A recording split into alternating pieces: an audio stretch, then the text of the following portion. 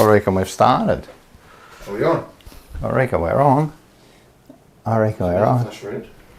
Press the mute. Press the mute. So just Talbot, that's on. No. We should be on. There you go. How are we going, everybody? Welcome to another episode of Unfiltered. That was a rough start. Because then I pushed it and it went on straight away. I don't know, man. That's a matter. This is what Unfiltered's all about. How are we all going? Let's just make sure. No, we should. Yeah, we're good. We're on. Yeah. How are we all going, everyone? Welcome to another episode of Unfiltered. They're getting bigger and bigger. I'm enjoying these Unfiltered. Last week was huge. And last week was great. Last week we had a huge guest, and this week we got an even huger guest. Yeah. Thanks for having me. There you go. Snapper, how you going, mate? Good. The great man. The great man. As I put in the chat, you've heard the voice. Now you get to meet the man. Have we ever? Have you get to meet the man?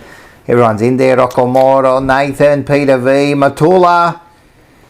She's back. Yeah, I think she's She back. Did went overseas. Did you see the photo of the lion? Yeah, I saw that. I shit myself. Because she's like, oh, there it is. And as Was you it a turn- real lion? Fucking real lion. How did I get that? So the body is casted, but the fur's real, the head's real, the feet are real, the teeth are real. So as I walked around the wall, you don't see it. So when you walk in, you don't see it. And then I jumped because it's real. That's crazy. It's like it's not a fully matured lion. Yeah, it looked like a smaller one. It's a smaller male, but fuck, I shit myself. I jumped. Yeah, I don't find that unusual. I don't know. How'd you get it, Matula? How would you... But that was awesome. I know with taxidermy, I understand Yeah. that, but how would you get the bloody... I don't know. Can we talk about taxidermy real quick? Yeah. Do you think you should be able to taxidermy humans? So if you wanted to be, because I've had this discussion, and I've said it as a joke, right? I told my missus once as a joke, mate, if I die, I'm just going to get taxidermy. I'm standing in that corner right there. In the bedroom. You know what I mean? Just right there, right? Just watching over everything. And it's like, I looked that up, and obviously it's illegal, right? Like you can't do it. Of course. But if you've got unlimited funds and you can maintain it and do it, why is it illegal? I'm not saying, like, I understand Because it's your own body. You should be able to do what you want. Just like the abortion. It's your body. You should be able to do what you want. Body, but so why can't you do what you want with it? Like, if I'm rich, if I'm loaded. But do you want a cast of your body, or It doesn't matter. The body? No, the body skin. The body skin. Yeah, I want everything. Like the lion. Fur and everything. But I don't know. Do you know what I mean? Like, it's a bit weird. People get it done with fish. They do. Yeah. I know they do a fish. Actually, my uncle used to have, and actually now my cousins got it. So they used to own a farm, and they had an eagle that was taxidermy, and it was sick, man. You'd walk into the lounge room, and they had it with the wings, and they had it over the fireplace, and it was sitting there, and it was huge. That's epic. It used to be sick, man. That looked really good. I know you can do it with animals. I mean, some of these, of course, like animals' lines, you're not supposed to do it, but human, man. Well, Mr. Snapper just messaged me and she goes, "We said the same thing today of my head, her head." Yeah? I said, "I'll imagine like just taxidermy her head." What the fuck do you But like, talk about? Well, you want to do the your body, you want to do your wife's head. conversation at my parents for lunch today, and I don't know. I just said it, but It'd be weird. yeah, but I mean, can you do it? I don't know. Well, you can't. But No, you can't. I think you should be able to. Well, the Egyptians did it with the mummies. They wrapped them up. They put them. No, but that's different. That's like you bury them, you mummify them. That's different. But they were buried in tombs. In tombs. Yeah. Where he wants to be a full statue, like a wax Yeah, statue. I want to be in the corner, like, you know. Yeah, why couldn't you do Jeez, it? But you know there's a place, I've heard this on Joe Rogan. So there's a place, I think it's in Las Vegas, right? What a way to start the show, by the way. It is. It's in Las Vegas, and next door they got this thing, right? I think the Asians or that have done it, right? And it's real bodies, right, that have been taxidermied, and they're all in different like positions, like doing stuff. It's learning the body, right? Mm-hmm. But the weird thing that he found out is that, right, they say that all these people have died, all right, and then they use them, they get them, and for some reason, I don't know how they be able to do them. But the funny thing is, to do it, you have to do it within 48 hours Of death. of death, Okay. right? Is that because... But they're saying they get these bodies after 30 days. So there's something fishy going on here about these bodies. Where are they getting these bodies from? And are they just knocking off people just so they Just the homeless. Just going up to them. Yeah, that's a weird one. it's weird, huh? My body, my choice. What do you reckon As in long the chat? as, Should you be allowed to my taxidermy body, my your choice. own body? Yeah. Well, that's weird, you know, because that all comes back to even like the abortion and all that kind of stuff where you go like, why can't I do what I want with my body? Like, what is it to you? As long as I agree to it, like even the other one is euthanasia, right? Why can't you do it? Like, it's my choice, I agree. you know? I agree. But I think euthanasia is legal. I don't think it is. I think it is in Victoria. it? Assisted. Assisted, it's the euthanasia. assisted, Like now it is, Yeah, yeah. But other places it's not. No, it's not. And I think, I mean, personal beliefs aside, anybody should be able to do what they want. Yeah, with their of body. Like, my personal belief aside, legally, anybody should be able to do Yeah, whatever you they should. want. As long as you're not I harming. should, especially if you're in pain and that, and they're saying no. Yep. Because what they say is like, oh, you know, you could change your mind later on, and then, you know what I mean, you make these decisions, and then later on, bada bing, bada boom. But, you know, it shouldn't be made on a wing where you just decide tomorrow, I just want to go. Yeah. It should be, you should be discussing it. There should be a long process to it. But, yeah, I think you should. I think if you want your body inside the Pasco Vale bottle, you should be allowed to do it. Just holding a bottle of Hennessy just in the corner. There's a corner, yeah. Yeah, it's a weird one, man. It's a weird one. Like with the assisted, what's it called? Assisted Euthanasia. Assisted Oh, yeah, something? well, I don't know what it's called. If anyone knows in the chat, let us know what it's called. But so I spoke to someone today who was told that they have 2 months to live. Yep. And you know, he said that the pain at the back end is going to be like pretty much unbearable, and if he gets the choice, he'll just, you know, cark it himself. Yep. So I'm glad that, you know, people don't have to go through that much pain anymore. Yeah. You know, it's just, in my belief, you can't do that. In my belief, you just got to ride it out. You know. Yeah. So it is. You know what's funny, because We've got something. Slobbo, the man. Slobbo. Rocco, do we have free will? Well, you know, we can go over that again. You know my thing. There isn't. No one really knows, right? Did you have free will to Well, there's send us free will through next to me, like knocked out. Yeah, free will right there. Literally knocked out cold. I was going to say, you know what's funny, because I watched my mum, my dad, my uncle, and my father-in-law all take their last breath in the hospital, all four of them, right? And with mum, because she used to be on dialysis, right? When they found her at the end, like when she had the cancer and there was nothing more they could do for her, right? What they decided was, she's going to pass away, because what happens is, without the dialysis, your body slowly gets poisoned, right? So you're going to die anyway. So what they do is then they just pump you full of morphine, pretty much, and then over the next few days, she slowly went into like a coma, and she's like, isn't that... Like they say, you know, all we're going to do is we're going to make them more comfortable. But you know, like I knew they were pumping her full of drugs that were just speeding up the process. Of course. You know what I mean? That's what they're doing. And even when they put you in, you know, they put you in palliative care, it's the same. They slowly, like, they pump up the morphine so you slowly go. It's probably best for them, you know what I mean? Because as you said, they're probably in pain and all that. But isn't that... That's you. Yeah, it's a good way to look at it. Yeah, but they don't look at it like that. Like it's the legal way of doing it. You know what I mean? Yeah, I think it. I I think kind of doing it that way. So I know when my dad passed away, and we were told, you know, like he's got X amount of time, they reckon. Yeah. The word that always rings a bell with me was dignity.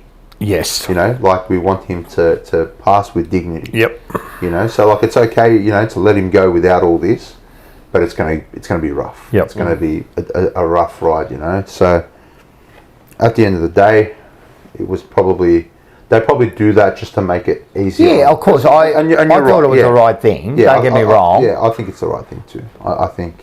But there's a thing of them. It is a bit of an assist. They are 100%. They're assisting. 100% they're assisting. Yeah. But are they assisting with pain management, or is it? I don't think it necessarily speeds up the process. I think it kind of leaves it to nature, but they just kind of mask the pain.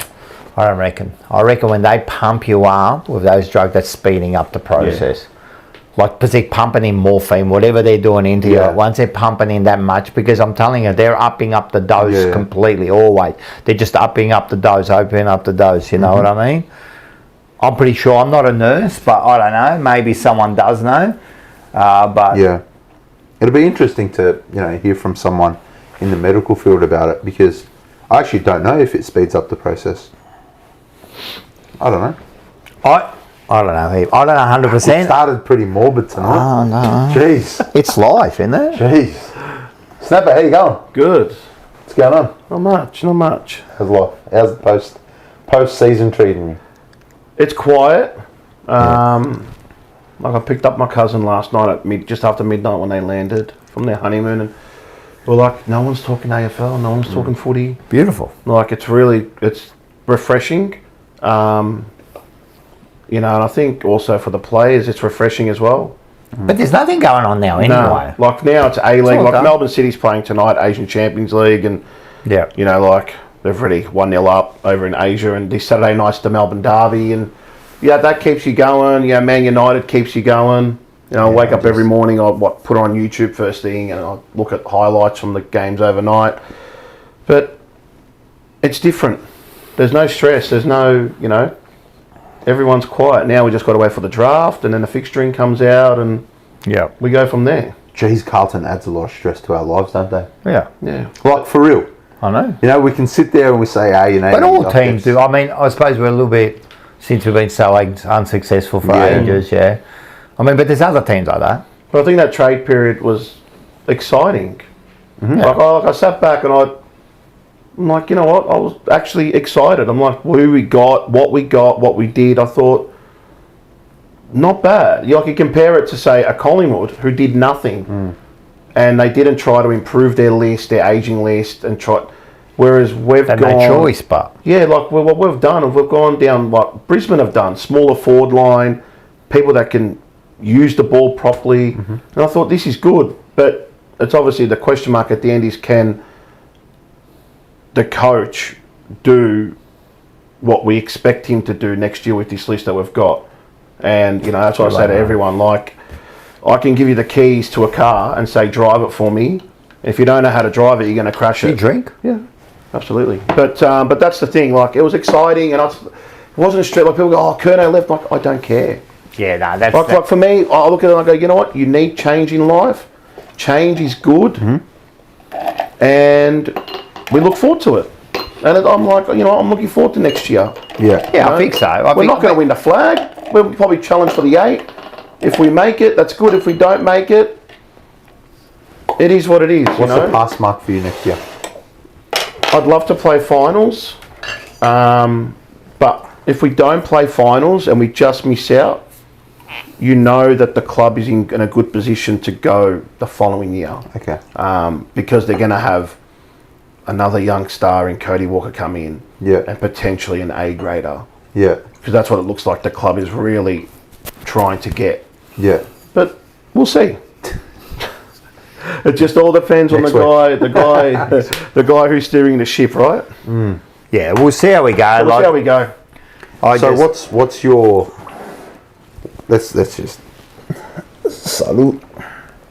Gascon, which you Yes, know. sir. Yes, Of Gascon. course. There we go. Salud. What's your pass mark for Voss next year? Is it us, mate? Like, for you to say, okay, sign him up? Can you have a win-loss record where you've won more and still miss out on the 8? Yeah, Yeah, well, I they think did it's this year. So if he does that, yeah. That's enough. So look at the teams around us who finished with us. Sydney, Bulldogs. We finished 6 games outside the top 8. 6 games is a lot. But how many games of those I look at and I go, well, we were in front and we should have won, but we didn't. I hate that. So yeah, and that's the thing. It gets on We your should have nerve. won. We shouldn't have won shit. But like it gets on your nerve because you know, like the first 2 rounds, you're in front at half time in all 3, but But you know what that's like? That's like me playing against my nephew, a bit of soccer, and you let him kick a couple of goals, but I know that I'm going to win it at the end. I know. But that's what that was like. You go, oh, we were in front. A lot of those teams were playing with us the first half. They didn't give a fuck. So if you as soon look as they put their foot down, they were done. So if we improve that, we should look with this list that we've got, and with the draft talent that we've got coming in, we should be playing finals, not challenging Really? for the flag. Really? But I reckon we should be able to sneak into the top 8. Everyone's saying St Kilda. Like, We've got a finished the- possibly chance, but I can't see us. Like, I don't know If they why change- you, if they- why you think we should all of a Oh, sudden. look, now. has he woken up and the coaches that now they've got in, they all, I mean, you look at Josh Fraser, he's come from Collingwood. He's been at the club before, so we know what he's like. You get Travis Boak in there and you get other coaches in there as well. It might be enough to steer the ship into the direction that he might realise and go, okay, I can't play defensive anymore. I have to go attacking. I know you got to defend, but you got to kick a winning score. And I remember the best times that we have, that I believe we had, was under Brett Radden. Always a shootout every single week. We kicked 20 plus goals, but it was nerve wracking because the opposition would kick 20 goals, but we kicked 20. I don't think That was that's the Teague thing as well. Yeah, I don't think that's sustainable, but No, because no, you'll it's get not, caught but- out. You'll get back in. He You'll showed get caught it. out in the final. He showed it in the last 3 games that the game plan had changed. More He more showed handball. rubbish. They were He showed playing on. nothing. No, he did. In Come a way, on, man. in a Who way, do he we did. play? No, but I know it's who you play. Of course, it's who you play. But you've got to still do it, right? Yeah, I understand, but he didn't really show anything special. Look, who did we play? But the I game- but the- can't even remember. Who did we play? We played Port. We played Gold Port, Coast. and they come over here. They're shit. I know that. I know. That was an impressive win. It was an impressive Yeah, win. but they were shit. But you But you still have to beat them, and we beat them by 10 I goals. understand, but you can't ride on that. No, I but agree. You've got to. And then who else was there? There was another team we played. But what I mean by Rocco, you've got to look at the way. Forget about who we played, but it's how we played. You understand, And it but they allowed you to I do know, that. I know. And that's why you can only grow on it. The fixture is going to be easy on us again. But I hate that too because last year was it last year or the easiest fixture? We got the easiest draw when they did it. We were the easiest draw and we got slammed. I just think that with the new coaches, it's going to be a different Carlton. And I reckon the people like Graham Wright, Chris Davis are going to make sure of that. They know the issues, and I think he would have got, if it's true that Graham Wright fought for Michael Voss's job, the conversation would have had that you need to We change. hear this. This is news to me. There was a few words that Graham Wright fought for his. Yeah, There's no point Is that sacking- why? Is that why they went talking to other coaches? Then come on, man. Well, you can't you be gotta saying I ask. went to talk for 3 other coaches. But you have to, Rocco, right? And Because- but wait a second. You can't, man. That's wrong. You can't say, "Oh, I spoke to 3 other coaches. They all said no, but now I'm going to fight for you."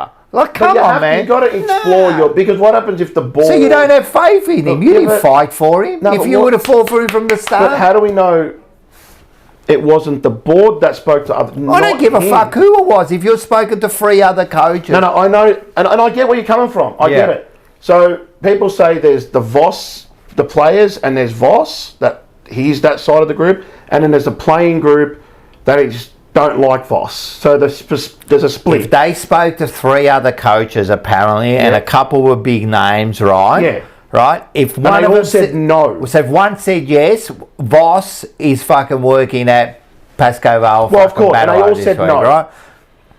There's a reason why. Now, why is there a reason? Forget why about why no? they said no, but there's a numerous number of reasons. You know, you're at already a good club. You don't want to come there, bada bing, bada boom. All right, let's forget about that. But what I'm saying is, they had no faith in Voss. Graham Wright could have got rid of him the way he got rid of. No, other he couldn't. people. No, he couldn't. Absolutely, he couldn't. No, he couldn't. No, of course he No, he couldn't, because there was more to play than just getting rid of him. So you got to be thinking about this. If we're going to get rid of him, who are we going to get first of all, right?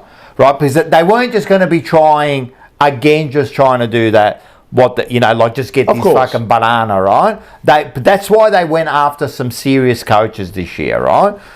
The second thing was, right, he couldn't have, first of all, the money. I know you say it doesn't mean nothing, but it does, right? What's the use of them getting rid of him, right? Keep him in, seeing what's going. I reckon they've got an idea already for the year after. They've got plans. Could it be that why that's... I sort of believe that's why they got Josh Fraser there, because he's coached, that they probably have an idea that if they don't do well, that Josh Fraser can step on, because he has coached VFL. He could step in as an assistant, yeah. So, but look, from what I've got told, the chat had been made that changed the way you play, and things will turn. Now, we saw that last couple, as we saw the game, they were changing, they were free-flowing, they were handballing, they were taking the game on, getting the ball in long, there was players in the forward line. Okay, and I get what you say, it all depends on the opposition if they allow it. But you've got to make them allow it. You've got to put the pressure on.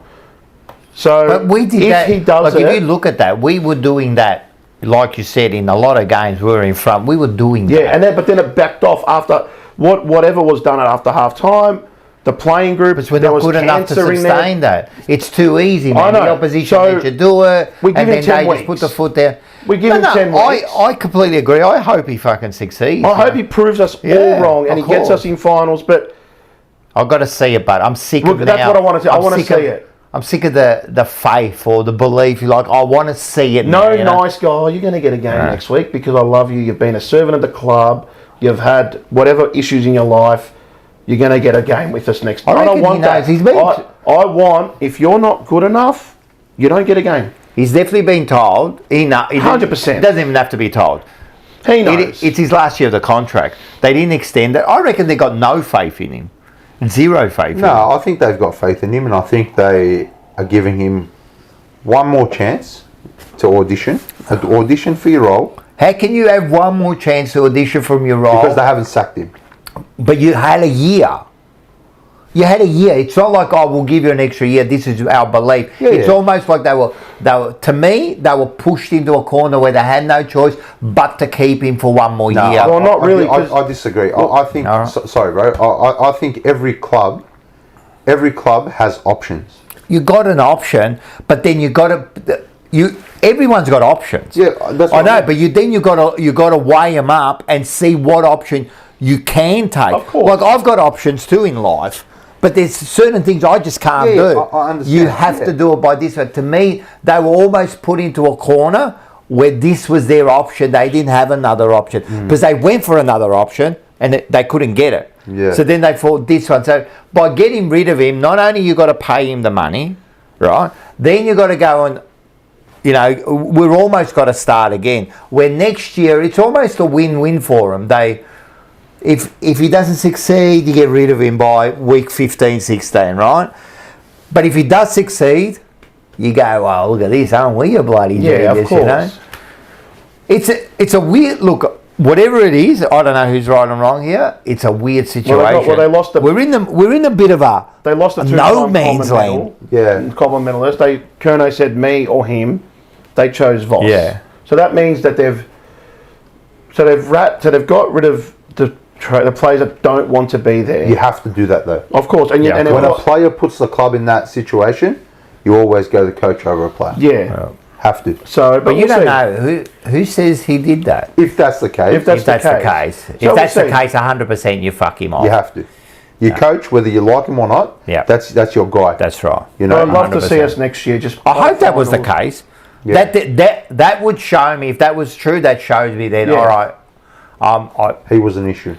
and also I believe in you. You know what? I will give you another chance. I reckon. Do you believe that Voss would have had to kind of audition again? Not audition, how do you say? Interview. Kind of. He would have come. He would have had to go in because it was a 5-hour meeting, right? He would have had to. They would have asked him.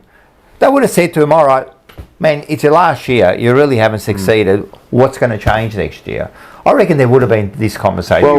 Well, I don't think it's a coincidence that since that meeting, his body language changed. Mm-hmm. His actual language changed in press conferences. Yeah. His demeanour changed. Yeah, it did a bit. I agree. And winning helps that as well. Of course. Right? So when you win games, but like Snapper said, we didn't just win, it's the way we won.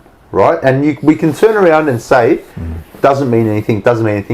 But when you've had a season that bad, we had a fucking bad season last year. Man, I said it's one of the worst. We needed, and I remember having this conversation with the boys, and we asked, what do we take out of the rest of the year? And my answer was, you put your best foot forward, you try to get as many wins as you can, and take as many little positives as you can to try shift this culture we've got, this toxic culture at the football club, where just getting by is good enough. Yep. Where good enough is just good enough. You know, and I think the standards, we keep saying Graham Wright, but look, maybe it's a coincidence. I don't think it's a coincidence that things changed once he took over. Right? Yeah, So- they definitely felt like there was a switch there, yeah. So, I don't mind losing. It's How- how you lose. So Absolutely. if you've lost, but you've given it everything and you've gone toe to toe, not a problem. Because We it go, means you're just not good enough. But you go, you know what? We're almost there. But if you're losing to teams like Collingwood, Brisbane, Adelaide, and all these teams that are playing finals, if you're losing and getting belted, you go, well, geez, we're far off. But if you go next year and you go toe-to-toe with Brisbane, Collingwood, Hawthorn, Sydney, Adelaide, all these top 8 teams, if you go toe-to-toe with them, you go, fuck, we're not far off, are we? no. And like I You're right. said, what they've got for him, maybe he needed a new playing list. Maybe, I don't know. I'm not defending him here, but we've got to accept the club's decision, and it's just go and prove us wrong. Mm-hmm. Prove us wrong and let us go, you know what, we were wrong. No, I agree with you. I know, think that's what's going to happen, so- but I don't think. We'll see. When's the draft? Couple of weeks. Yeah. See who they pick up. They're going to pick gonna up pick Harry up. Dean, that Lindsay, Ison. That's it. So, and then next year they go Cody Walker, and they've got all these they've got all these first round picks. They got to get after a big fish. So we'll see whether he's there or he's not there. We will be there. I think what's important too, I think as supporters, we go into next season with tempered expectations. Of course. I Yeah. think that's super important. Yep. And when But I it's say hard us as to- supporters, I'm really talking to myself. Yeah. Because I always talk about, when I say we as supporters, really I'm kind of talking to myself from an outside point of view, Yeah. because I'm so heightened. As a Carlton fan, I'm very heightened, and I ride those highs, I'll ride the lows. You know what I mean? So I think my expectations for next season are quite tempered. I don't think it's going to be I don't think we'll push for finals. I hope I'm wrong, but I don't think we're going to be that bad either. I think we're going to have a very similar season as far as results go to this year. Maybe get 1 or 2 more wins, but I still think we're about 3 or 4 games away from. Yeah, it also top 8. depends on what's around you. Yeah. If the teams around you, like I look at, for example, Man United this year, it's been okay, and they go, well, if the early part of the season, if United had have done this against Arsenal or done that, they'd be top of the league. So it's what's going on around you. Yeah, of course. So if you're picking up 4 points and the teams around you are losing, That's, you know, you go, okay, oh, well, geez, are we that good? Well, it's not about being that good, but you got to take your chances when they present. Yeah, absolutely. So you might miss out on finals by a game or two, but that's fine. Yeah. But you don't want to go missing out again by 6 or 7 games and going, because 6 or 7 games is a lot to make up. Oh, it's massive. So we'll see. That's why I think It'd be hard to have another year like this. Yeah, where 14th missed And out. they know membership base is going to drop. They know that. But this is... Might not even drop that much. I reckon it'll drop off. Look, you're going to get people that are going to get pissed off about Kerno, TDK, Sauce, and that's fine. You know what? We turn around and I'll say, fuck off. We don't need you. You're not real supporters.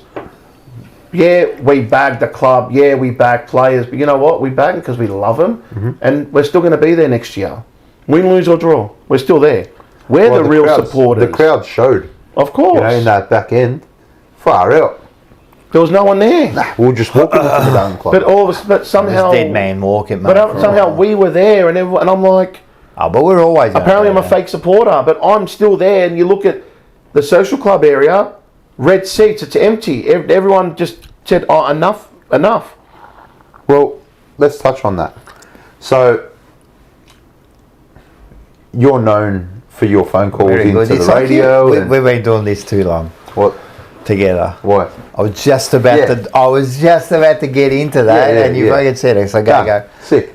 So, you know, you're known for that. Calling in, getting it off your chest. Yep. I mean, there's plenty of people who love it. There are plenty of people who dislike it. Mm-hmm. How do you feel about those who tell you you're not a real supporter, and you don't really support? Does it play on your mind? No, it doesn't. How do you feel? How does it make you feel? I laugh at it. Show here. I laugh at it. I laugh and I think to myself, if I'm not a real supporter, why would I pay hundreds of dollars every year? But when they say things like, real supporters don't do what you do. They don't do what you do. You just go right off at people, and who are you to go right off? We should be like, support them, yeah, maybe criticise it, but the way you go off, right? Thanks, Justin. Thanks, Justin. I don't know what he did, but thanks. Gave me a compliment. Oh, did he? I almost gonged it. No, you can gong a compliment. We can gong compliments. We can gong yeah, we compliments. gong. If you compliment it, one of us. Stopped it. There we go. If you compliment one of us, you get a gong. You get a gong for complimenting us. Justin, absolute legend. What did he say? What a co-host Andy is, Rock. You found yourself a good one, cuz. Yeah, we did. 100%, Thanks, man. Justin. Yeah, what do you feel about that? They're saying like, you know, you don't do that as a real supporter. You don't do that to your kids. You don't go out and just berate them and tell them how hopeless they are, and you just... I know, I'm just paraphrasing. Yeah, no, of course. You know what I mean? And all that, you know, like you just don't do that. You're not this kind of supporter we want. Well, you're not the one. I look at it as like a marriage. You fight for it. You know, my marriage is not perfect. There's imperfections everywhere, but we work through it. You fight for it. There's arguments, like Miss and I will argue, but at the end of it, it's a kiss, it's a hug, and we move on. If you don't fight for something that you love, do you really love it? And people go, oh, if you love it, set it free. Well, if that's the case... No, well, you can't do that for footy. You can't do that for footy, can we? So, but if you love something, you fight for it. And but is that fighting? I want what's best for the club. I want... When I call or I get on... the jumper punch, the emergency meetings after the game, it's all raw. It's all... Yeah, definitely. That's what we love. Yeah, don't get me wrong. And I get home and my wife sees it. I'm upset, but I have a shower, I sit down and I go to sleep and I wake up the next morning and I see messages from mates and all that. And like my mate said to me, he goes, a lot of people will pick something that you've said in your call and they'll pick on that only. They'll forget about the 10-minute phone call. They'll pick on that 5-second thing that you said.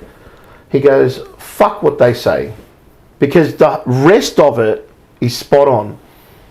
And I know that you know, I've been calling SEN, geez, well over 10 years now. And have I been wrong? I've been wrong on one occasion when I said, back in 23 when our season is over. Obviously, it was dead and buried, but it came back alive. It came back to life. I think we all said right? that. But like, I look at that and I go, I was half wrong, but everything I've said has been spot on. And it's not even about being the spot on. I know Snapper. that. Like, it doesn't matter because we're all right and wrong. Like, of course, but a lot of people, when I call up, they go, what you're talking, it's all bullshit. And I turn around and I say to a lot of people, I say, but did we play finals? No, we didn't. Okay, so I was right. So everything I was saying on the radio was not fucking bullshit. It was all correct.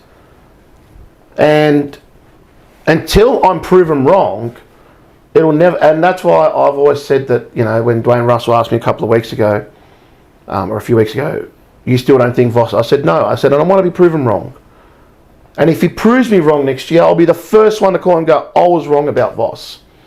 Yeah. You know, but look, but about Voss, I mean, many people, like I said it, I'm still saying it to this day, I don't think he's the right guy. No, of course. Like, but that's just my opinion, that's just your opinion, it doesn't matter. But a lot of people, like, you know, you're not a real member, and, you know, it's... Slobbo, thanks for your $2.99. Question for you, Snapper. Mm-hmm. Snapper, have you and Rainbow Mary caught up? No, and I never will. And I never will. How do you feel about what she said? Yes. That cut me deep. That cut me deep. And I say to a lot of people, if you got something to say to me, come and meet me in person. That's why I reached out to Rocco, because I wanted to come on the show, because there's another side of me, yeah? And funny, my mate Julian, like in our group chat with me and the 5 lads, like, he messaged me one day and he asked me a question, and he goes, oh, it's a personal question. I said, ask it. And it wasn't personal. And he goes, have you ever had anyone try to threaten to come to your house? And I said, no. But I'd be lying if I said I don't watch my back at games. People know who I am.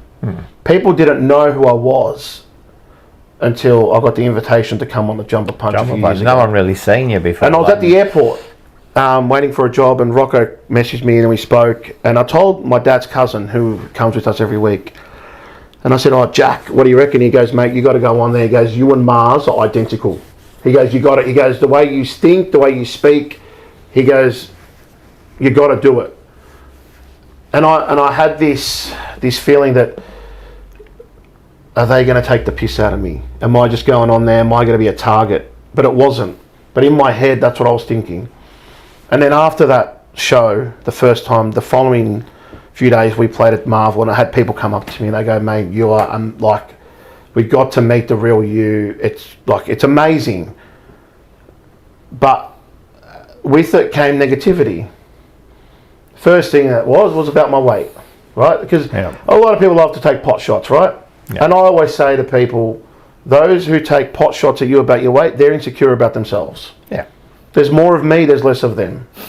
I don't judge people. I'm not a hypocrite. I love everyone. I don't hate anyone.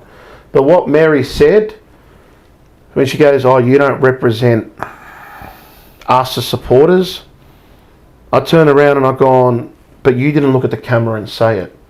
And the backlash she copped on social media, I didn't have to say anything, because 95% of the comments on social media were against her and were for me. So I let the people do the talking, and I thought, it put a smile on my face. And I rang up straight away. And it happened to be, I was actually on hold, because they were talking about what needs to change at Carlton.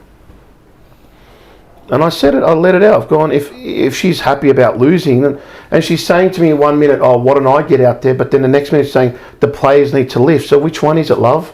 They need to lift, or I need to get out there? I think that's the biggest cop-out people that say, why don't you go out there and do it? Like, that's just ridiculous, of course, man. You know, and that's the thing. And like, for that night, you guys had the Jumper Punch final party, and I had my birthday that night. Like, my mates, they came over, we had everyone, and you know, they got me a scarf, because my mate Jason's part of the shoot. They got me the scarf with the rainbow on it, and it was a great joke, you know, and I laughed at it, and I've got it at home, but will they ever wear it? No. But that's what my mate got me, and we had a joke, you know, they always joke about Mary in the group chat, me and Mary, me. But will I ever see her? No. Will I ever speak to her? Absolutely not. If you haven't got the balls to say it on camera with your eyes to the camera, that means you're afraid to come up to me and go, this and this and this. What she should have said, right? Snapper doesn't represent me.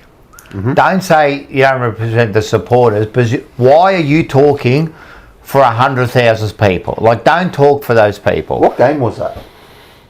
Was it the Collingwood game? We played at the MCG. I'm pretty sure it was the Collingwood game. Yeah. I'm pretty sure that's the night we got blocked by the cheer squad. And I'm So hating. you said. Yeah, sorry. it was that night. Yeah. Sorry, you said that you don't hate anyone and this, that. And you know, I admire that. I respect that. I do hate people, and I fucking hate the cheer squad. And if anybody's watching from the cheer squad, Andy from the Monday Blues says, "Fuck you." Great. Fuck them, bro. See, I don't hate. That's fair. So That's fair. dislike. So I'm not. That's fair enough, though. I'm not loved by the cheer squad because they all stand for support the players, no matter what they do.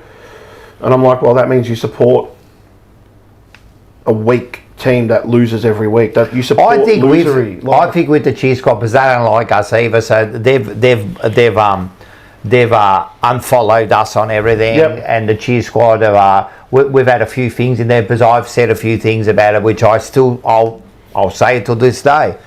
Don't touch that monogram. Do not touch that monogram, and you are selling yourself out when you do that, right? You're a bunch of weak pricks for doing that, and you shouldn't be doing that. Go out there and cheer the team, and only the team. I don't want to hear nothing else. I don't want to hear no political stuff. They have sold themselves out to the club, and they go by the beat of the club. That's what they do. Like my best mate, who was in my bridal party, Jason. He's part of the cheer squad, right? And when I was attacking the cheer squad this year, he reached out to me and goes, you know, when you're doing it, you got to think of me. I said, I understand. I said, but it's not. I said to him, I don't look at you as a cheer squad member, even though you are. I said, I look at you as one of us. You're the real fucking supporter. But if they do I said, but unfortunately, you've got to follow the cheer squad rules. Why? You know, that's how they are, and he loves it in there because he gets first hands on with the club, with the players, and that's amazing. And he's been in there for a long time, and I respect him for that. For me, I can't sit. I sat in a few times in that atmosphere. You know, 23 when we came back and we played St Kilda at Marvel, we won that game. I was on the drums at the back because the Hub family weren't there. And being a Lebo, I can play the drums. So I was at the back playing.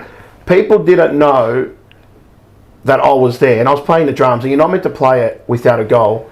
And remember Nick Wishart looking at me, and I told him, go fuck yourself, sit the fuck down, I'll do what I fucking want. And everyone was going, mate. I was playing the drums without a goal, and everyone was cheering, and I thought, this is how it should be. Who gives a fuck what the AFL rules put against you? Mm-hmm. Like, for God's sake, it's just fucking drums. It's not flares. Yeah. And people were loving it. And I thought, I do what I want to do. They didn't kick me out. They were never going to kick me out because I played the drums perfectly. You know, but that was the last time I ever sat in there. Because I'm not welcome. They hate my guts because I speak the truth. And if it hurts people's feelings, I don't give a shit. Okay. If it hurts players' feelings, I don't give a fuck. The way people say shit to me and I cop it on the chin, I'm pretty sure you can accept criticism as well. Yeah. Well, you have to, and you're one of the first Carlton supporters who put themselves out there on radio, because not many people were doing it the way you were doing it, and so you put yourself out there. Hey, if you put yourself out there, you're gonna expect to cop something. You know what I mean? So. And we're the same now. We put ourselves out there every week, you know. Yous cop it when yous do something. But you know what? This is us. You don't have to agree or disagree. Nope. But the thing I didn't like about you, and especially even when was there another time when you come on here and someone said, or you might not have even been on here, but you sent me a message, someone wrote something in the message and it kind of like got to you. Yeah, my family saw it and it cut deep. What Yeah. they say, if you don't mind. There was a comment about my weight, Okay. Yeah. and it cut deep. And obviously, I went and saw Andy a few weeks ago to get a bottle of like scotch and all that. This is the first drink I've had of scotch in a month because I've been on vodka, I've been on a diet, and and like I had my mates a few weeks ago. He saw me for the first time since God knows, and he goes, "Mate, you're looking good." He goes, "You've lost weight." My wife's noticed it. Family's noticed Beautiful. it.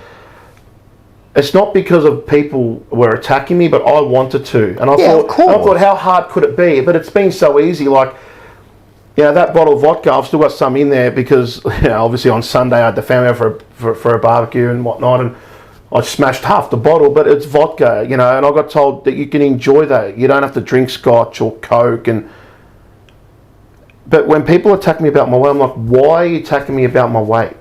Attack me about what I'm saying. Don't go personal. I can be a real arsehole and go personal back at people, but I don't. And there's a lot of things I could say, but I don't say it because I'm not that person. I wasn't raised like that. But when my family sees it, when my wife sees it, it cuts deep.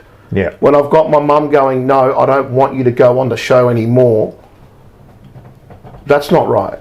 No. That's not right. I've got my cousins watching and all that. I've got my mates watching. That's not right. Yeah, and It's sad. It is sad things, and just I think you know this, but when you're having a debate or a conversation or a heated debate with someone and they go personal, you've won.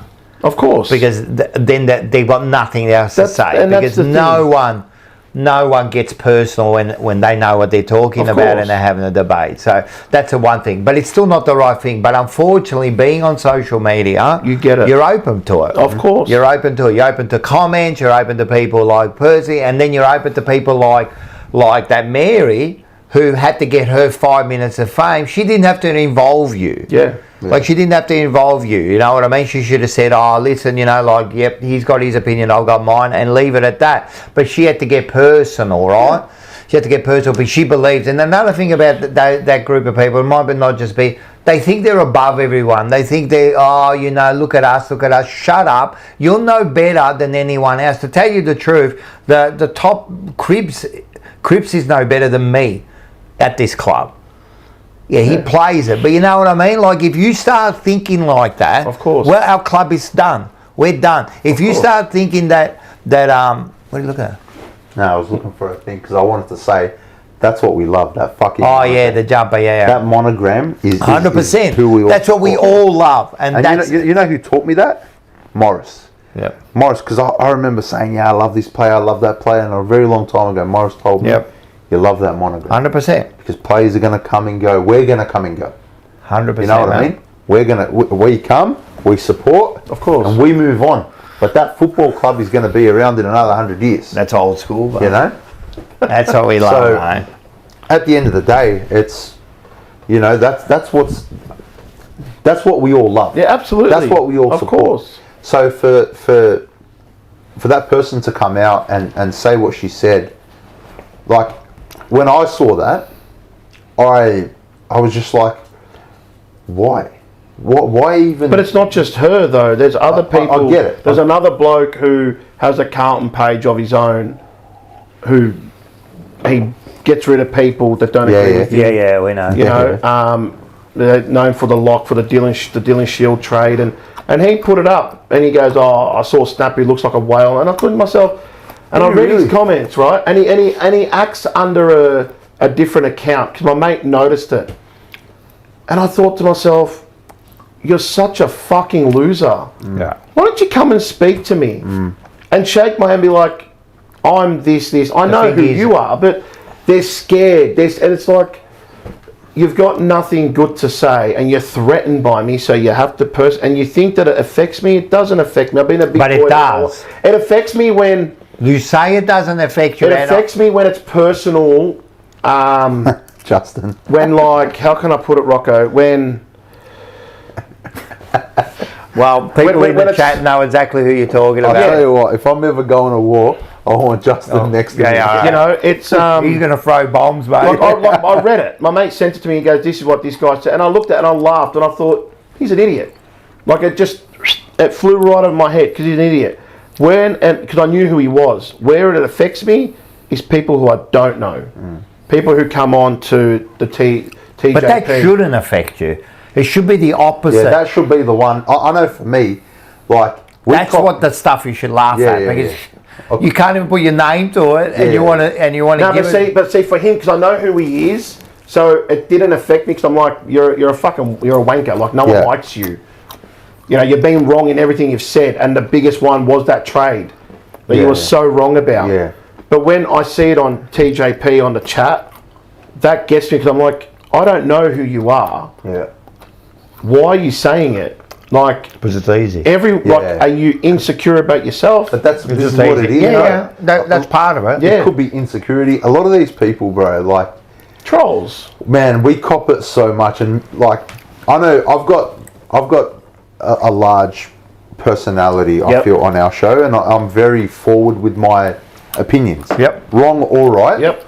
You know, I'll plant my flag and I stand on it, and so I'm always kind of targeted, of course, like, personally. So, man, I could show you my message request. You'll freak out at how many people want me dead. You freak out. I feel sorry for my mum. The amount of abuse my mum gets in my DMs. You know what I mean? Like, I cop it for being Lebanese. I get called like really bad. Like, I don't know what the word is. I forgot the word. But like people think I'm Muslim, so they like say really bad things about Islam to me.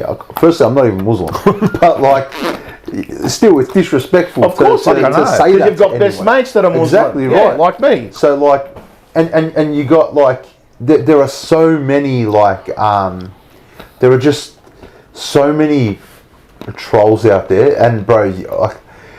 When people tell me they want to fight me now, or like they want me dead, I literally give them the address. Yeah. Come see me, bro.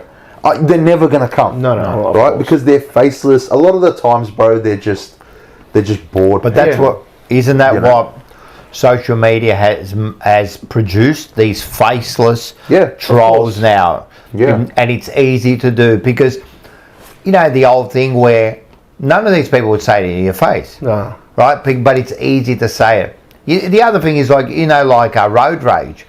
You know the things you say in your car to other people, you would never say to their face, but you've got the protection of the car. Course. And it's the same here. You've got the protection of the screen and being anonymous. Yeah, exactly. You could say whatever you want, you know what I mean? Slobbo, thank you again. Rainbow Mary is the problem with society today. Yes. That type of person is definitely what the problem is and in the direction we're going in certain things. But I think it's getting better in actual fact. I think it's kind of starting to swing the other way. A lot more people are starting to think like that where they're going. Like, they're the problem now, you know what I mean? Like, people are slowly, I think it's slowly happening. And these sort of discussions definitely help. Yeah, I think people need to realise that on the other end of the insult is a human. Yeah. Right? Like,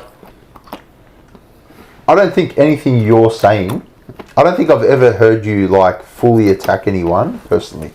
You might talk about a bad game, but you'll never say like on radio or so there's no way that anyone could know that you're sitting there saying Jack Silvani's a piece of shit, he's a dog. No, you've never said that. No. So why attack us personally?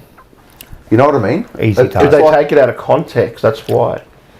They grab a clip of your call and they latch onto that part. I think society as a whole, I think right now these days people have a lot of problems comprehending things, right? So it's easy to take something that they've heard out of context or not really taking the time to be like, is that what he meant?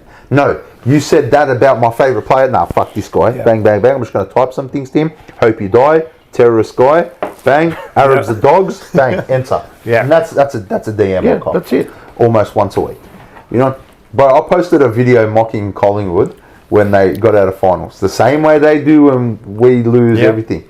The amount of messages I received to my personal inbox from Collingwood fans. Bro, it's like they're on a different level. Collingwood fans are on a different level. to every other supporter base. And I actually think Carlton fans are very close to that level as well. Yeah. I think especially when we start getting really arrogant. Yeah. Yep. Yeah, so I think for me, learning, look, I don't read comments. I don't. Yep. When we post something on TikTok or Instagram, I don't read comments. I just, because I know 90% of them, I'm just getting abused. Yeah, of course. So like, I told my missus who watches like our show, she watches this as well. She wanted to make an account to reply to people who are bagging me out in the comments. And I'll go to her, don't do it. Don't even look at the comments. Like, don't even worry 100%. about it. Like, we I don't remember when care. Nick McCullum came to my house this year, round 1, to Richmond. That was just a freak thing. I took a day off work, some like footy, and Trout from Woodend. He gave Nick McCullum my number. He came over, and it was great. Like, now I've got a good relationship with Nick McCullum and whatnot. And like, the comments were, like, some of them were just stupid. And once again, take about weight. But a lot of people were commenting, going, "It's great to see who he is. You know, it's great to get another side of the person." That's what it is. You got to sometimes sit down with that person and speak to them to understand that there's more to footy. That you can have a conversation. Like, you know, when I'm at the footy, sometimes I reckon the whole game I probably watch 60% of it. The other 40%, I'm chatting with my mate, or I'm on the phone messaging the boys about the game, because I tune out. But don't you think that, see, what happens is, the way I see it is, people that tune into this show or whatever, right, and they see us on a weekly, and then they've seen you in the past year, and so that's how they know you. Yeah. They don't know you any other way. No one knew me before I came on here. And they think they know you. Yeah. Because they see you every week, and this is the person, Correct. you know. And this is why they think they can comment on your behaviour or what you do, you know what I mean? They think they have a right to do, and you know what? They actually have got a right to do it. Of course they do. You They've put got a yourself right. out there, of course they do. Yeah, they've got a right to do it, you know what I mean? But yeah, sometimes I don't read comments. I don't read a lot of comments anymore, and I feel bad because there are some good comments in there that I want to respond to, but I don't want to go through the bad ones because they give me the shits. And of course, you know, you said it doesn't affect you. I think I'm pretty strong where things don't affect me, but I won't lie to say that they don't. Yeah. They play on my mind at times. That's why I avoid it. That's why I avoid it. Yeah. Sometimes they do play on your mind. They have to, mate. Of course. Because we're human. We're human. We all have insecurities. We all have things that... Could I do things differently? What did I say that was wrong? Exactly. Why don't they like it? Yeah. But it's always... The positive outweighs the negatives. It does, but I remember once, I think it was Bill Burr who said this. Or no, it was Joe Rogan who said this. He never reads comments. Because especially when he first started, he could read 1,000 comments that were all complimentary, and there was one that would bag him, and that's the one that played on his mind. And that's what Dwayne Russell says. That one comment will play on your mind, you know what I mean? And it means nothing. No. Like this bloke or this woman or wherever they are said something that it's just so stupid. Yeah. But you go to bed thinking about it. You go, oh, you know, like, and you think, and then you figure, why have I let you ruin everything about tonight? But it does. So now to save myself from it, I don't read them, you know what I mean? Like, well, look, we'll move on from this topic, but before we do, I just want to let you know, Snapper, from a Carlton fan's perspective, we barely know each other, right? Like we've met a couple times, but like this is full sincere from a Carlton supporter. Thank you for being a voice that we can enjoy, a voice that does speak for a lot of us, and a voice that, most importantly, you speak for yourself, you know, and we love and respect you for that. And bro, don't ever stop. Don't let nobody tell you that you don't speak for anyone. Like, at the very least, you speak for yourself, and like I said, you do speak for a lot of us as well. I appreciate that. And it means a lot. Like, it's great to know that, you know, there's people like yourselves out there and whatnot.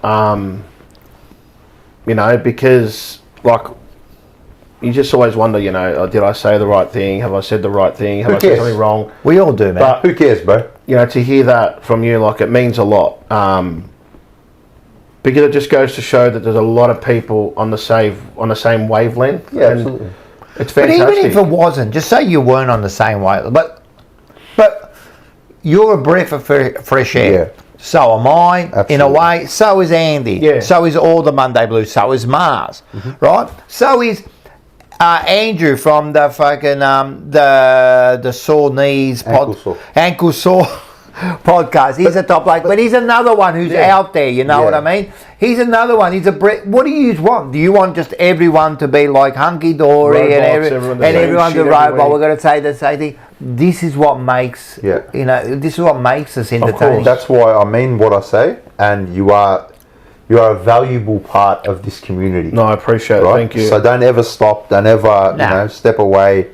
We love what you do, and just keep doing it, bro. And anyone who's gonna talk shit about it, bro, you've got a family behind you. And when I say family, I don't just mean, you know, the Jumper Punch and the Monday Blues, bro. There's over 100 people in the chat, and I'll guarantee you, bro.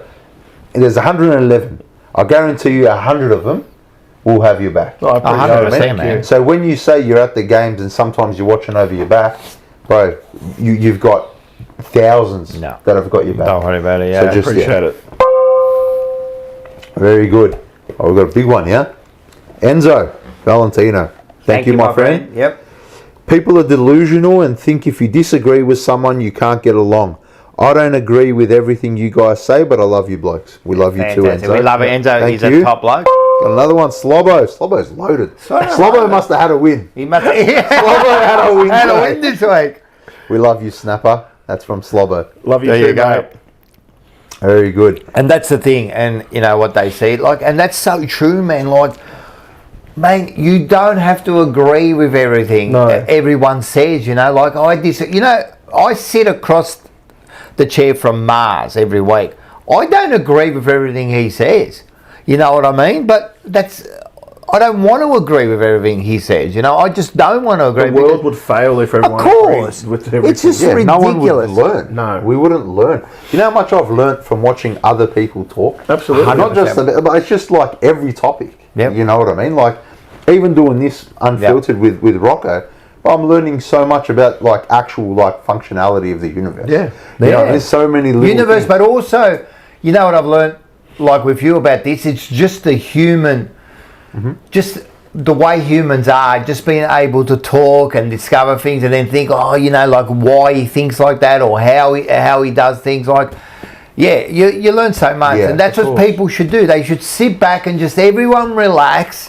We're all in this together, you know what I mean? Do not get personal. All right, so you didn't agree. Hey, he might not have agreed with you in the last call, but they probably agreed with you on the call before Correct. that. All right, this time you didn't agree. Move on, mate, you know what I mean? Yeah, of course. You know, and that's what it is, you know what I mean? And far out, man, but it's good, man. As he said, I you know, second everything Andy says, and that's why we got you on the first time, and that's why now you're part of the team here, man. Thank you. Yeah. Mate, and this is what we are. And if, Carlton wouldn't be Carlton if we weren't all there doing this, you know. We've got to be crazy somehow. This club is very good at making us crazy. It is. That's what I said, man. Like, it's you know, it's a privilege. That monogram, you know, supporting that monogram and everything about it. It's a privilege. It's huge. Because you could always Where be else can you a go? pathetic St Kilda fan. Well, yeah, you'll be It's embedded pathetic. in our roots. Like, it goes from my grandfather, from my grandparents when they migrated from Lebanon to move here. You know, 100%. It's huge. And like a lot of people go, oh, what's your best Carlton moment? And there's so many of them. So many. But nothing beats, and I remember when I broke down when I said this on SEN, nothing beats the 23 final against Melbourne, because I couldn't see with my dad, because we couldn't get tickets for that game. We ended up getting tickets through SEN and one of my mates. They sat on the other end, him and his cousin, and me and my cousin sat on the AFL member side.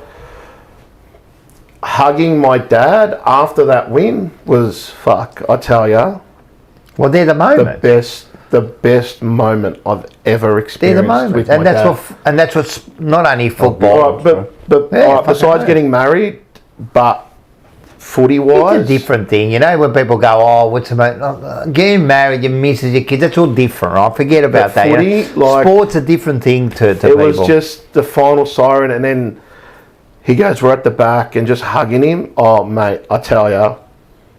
Well, you feel like I've always said this, like life's hard, right? It's a struggle. It was like the world is the weight of the world, and that's off all. the shoulders. And that's what winning does to you. Of You know what course. I mean? Because I always say we lose a lot of times. You know, not just in footy, but in life. You know, you're working, your bills, and this and that. You're going this and that, and then for one moment, you forget about all that, course. and the weight's off your shoulder, and you feel like you're the king of the world. You know, in Titanic, king of the world. That's how you feel for that moment. It's so special, you know. People don't get it, but that's what That's sports what it's does about. for me. It's about, you know, those moments, and you remember it. Because you're right. It's not just about the football. No, It's about hugging your dad after the game.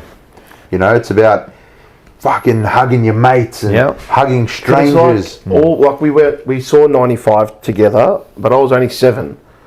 But as an adult, you know, I've always you said don't the one thing I want to do is see Carlton win a grand final with my dad as an adult. But that final, you go, after all the fucking shit this club's been through, to win it, that was like the cherry on top. It was like, I don't give a fuck what happens next week.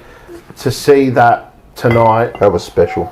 and when people and the roar and when people go, oh, the louder roar was Collingwood grand final, and I always say fucking bullshit. When the camera is shaking, you know the stadium is shaking, and I'll never forget it, ever. It's an amazing feeling. Best night of my life. It's That was, unbelievable. that was easily that the was best night of my life. hugging my cousin. You know, her and I were just like growing up. You know, as kids and now adults, it's what you live for. Yeah. It's what you live for, you know. And this is why I say that monogram, right? People got to understand, right, what that does, that monogram, and this is what sometimes I don't even think Carlton Football Club understands, right? If you do that, she just takes over, man. She just she was waiting for someone. You need to get down. Shall we get back? Sit down. Stay. What that does, that monogram, right? It brings everybody together, Of course. no matter what race, what gender, That's what it what should. religion does, right? It doesn't matter. At that moment, when you're Nothing mattered. Yeah. when we're meeting up and we're doing high fives, like it doesn't matter what you believe in and what I believe in. It doesn't matter where you came from and where I came from. For that moment, we are as one. And sometimes I think the club don't understand that. No, they don't. And they try to divide everyone by using this. You know, like the Aboriginals, you know, and then you got the women and this and that and whatever. And they're all great causes. But what I keep saying is that shouldn't matter, because once you follow Carlton, like you meet someone, you go, who do you follow? And they go, Carlton. And all of a sudden, it's like, it's a different person. But if they go Collingwood, you kind of go, yeah, all right, you know what I mean? You might be a good bloke, but I don't know. But as soon as they say Carlton, you go like, you got this bond already. Yeah. And that's what that club does. And that's what they've got to embrace, man. They've got to embrace that no matter who you are, what you do. Like you could be the billionaire and you live on the street. And at that moment, it all means nothing, you know? Yeah. And that's the thing, the club needs to understand that there's no point banishing like what they tried to do with me in 23. Banish the member, but there's no point doing that. You should be glad you've got members like myself, like you boys, and all that. Banishing for what?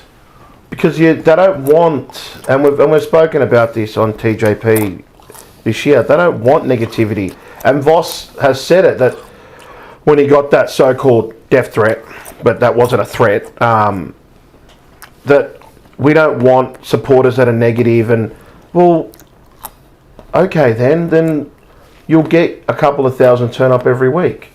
How dare they say that? Like you need negativity in your life to fucking improve as a person. Is it negativity or is it accountability? Accountability. Yeah, like So instead of going, oh, we're going to try to ban him as a member, do what Eddie Maguire did once to a Collingwood member. Come into the club, let's sit down, have a chat. What do you think we should be doing to improve? He didn't ever banish that member. He said it openly. I invited him to the club. He came down. We had a talk. That's how we should. And it was amazing. But this club, no, they want to get rid of the bad. You need the bad because the bad keeps you on your toes. That's right. The way I see it, who the hell are you? You bum that have just come into a position. Who are you banishing me? Yeah. Hit the road, Jack, and don't come back, man. I'm telling you right now. And that's what shits me about these people. They come in. They don't even follow the club, bro.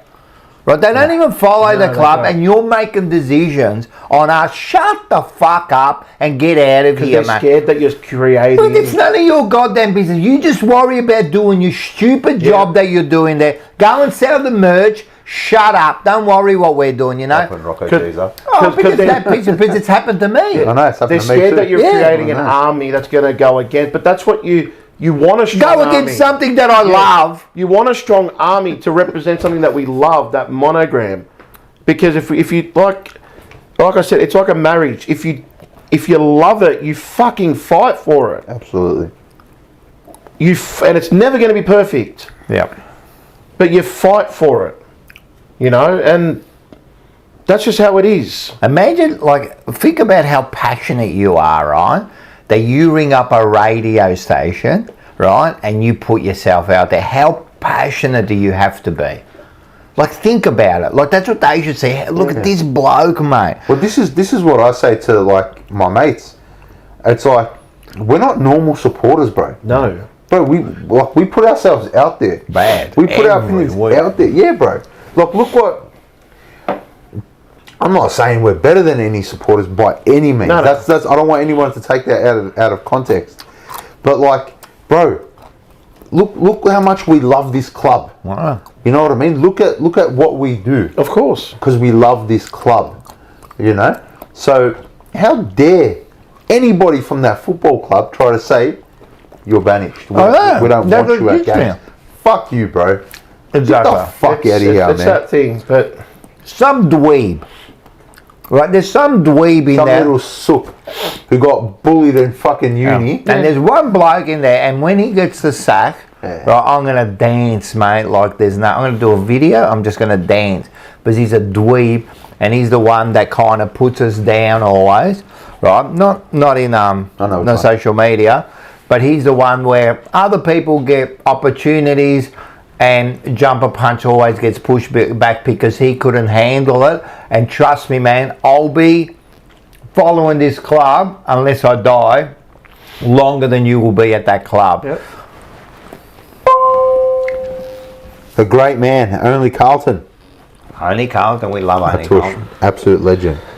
Great chat, lads, and we love you, Snapper. People like us are the life of this club. That's it. Absolutely. I Absolutely. love Atosha fish with him, and He's a champion. so we sat down, we had a great, and he told me his highest viewed video ever was from my call that he made, and I had no idea. I thought, who the fuck's this cunt making his video? But he meant it for the right reasons, and people catched on. And when he told me that night we were fishing at Black Rock and we're having dinner together and while fishing, and he told me it, that made me feel good. I thought, you know what? I've gone. It's put this bloke on the map. Yeah. In his content creation. 100%. Yeah. You know, and I love that. I don't care if people use my call. If it's for the right reasons, go for it. A lot of people say to me, "Oh, you should get a media manager. You know, you should ask for royalty." I'm like, I don't want that.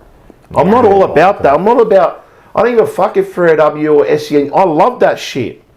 Royalty. Because the pricks that hate me have to hear my voice on promos. And that's the way you should look at it. You know what I hate? That we can't show vision.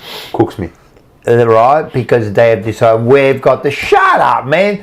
We pay our money to watch it. We're trying to do something here and trying to make a better product. Yeah. Oh, you can't do it because we want our 3 cents. Damn it up your ass. Remember when Channel 7 used the video? I was going to say, they used us without any permission. Yeah, they did. Yeah. So we started showing footage this year, like in a couple of videos, and mate, as soon as the show finishes, bang, demonetized. Yep.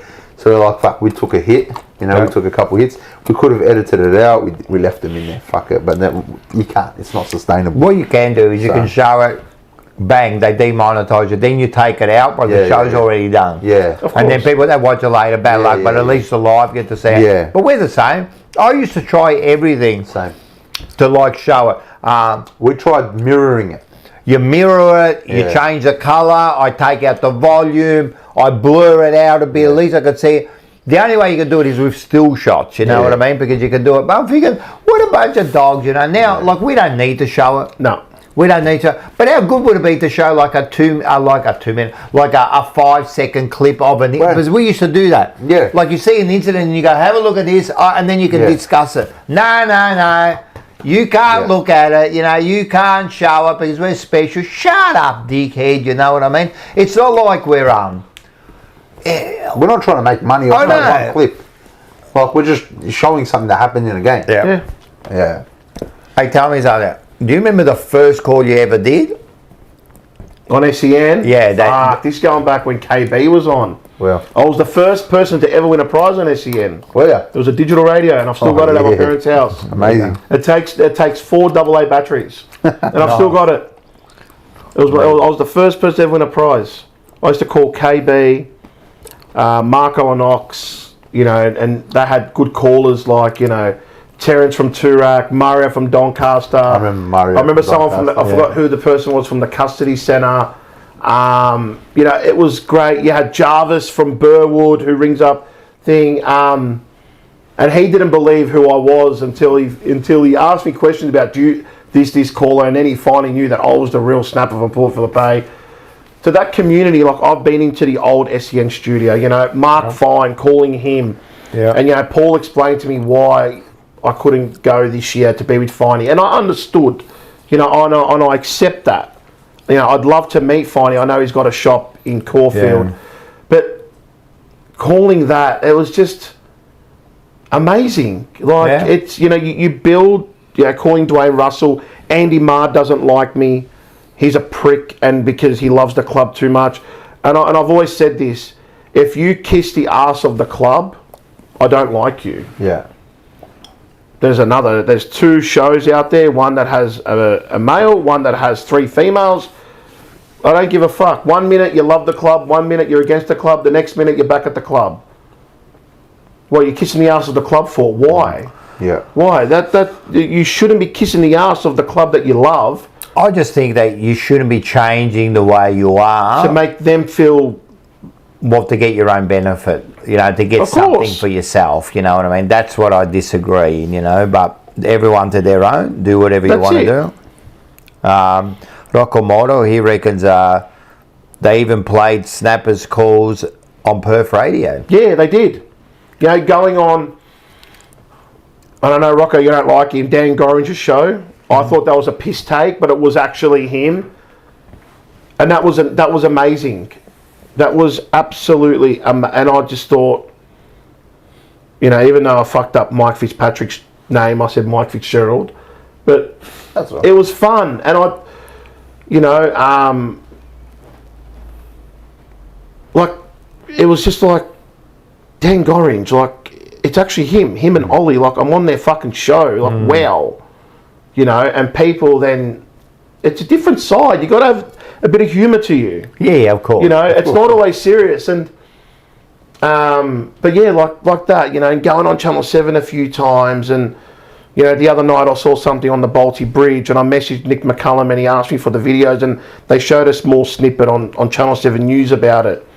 But shit like that. Yeah. You know, people know who you are, and it's good. You mean well. Wasn't an Uber driver on the Balti? No, it was fucking 3 electric bikes on the Balti Bridge. I saw an Uber driver on the Balti, and then I think Jackie Felgate put up a video of that same Uber driver in the tunnel. Yeah, fucking going the wrong way in the tunnel. Yeah, of course. On a bike. On the bike. This was This was Thursday night at 11:30. There were 3 electric bikes on the Balti Bridge. I'm doing 80, and they were like next to me. No, it's got the dash cam. I messaged Nick McCullum. Next morning he told me, he goes, edit the videos and send them in to me. They were delivering my Chinese, man. Like, leave them alone. So it's you know, shit like that. Like I've been on a lot of places, and you listen to podcasts and they mention me, and you know, not everyone agrees, but a lot of people, they say one thing, they go, fuck, we love his passion. Well, who are we? Like Raymond, everyone loves it. Everyone's got to love you. They love the passion. Like, come on, They man. love the passion. Yeah. That's what it is. It's passion. Of course. You know? Of course. So... Well, tell us about Snapper then. Where'd the name come from? I was 14. No, 16, sorry. No. 16 would have been... I was 14, and I was working at a tackle shop in Northside, Angler. Behind Kmart, that fishing shop. I know it. Joe and Fran. Yeah. And Alan Allwood was working there. And growing up, everyone called me Jack. No one called me Jacob. And I caught a snapper, and I was in the fishing. I was catching pinkies and whatnot. And he goes, Snapper Jack. Or Jack Snapper. And it stuck. Just everyone. It stuck. Then I caught a snapper when I was 18, and I was in a magazine. Then people started calling me Snapper. No one calls me by my first name. Yeah. I reckon there are people who don't know your first name. No. But I love it.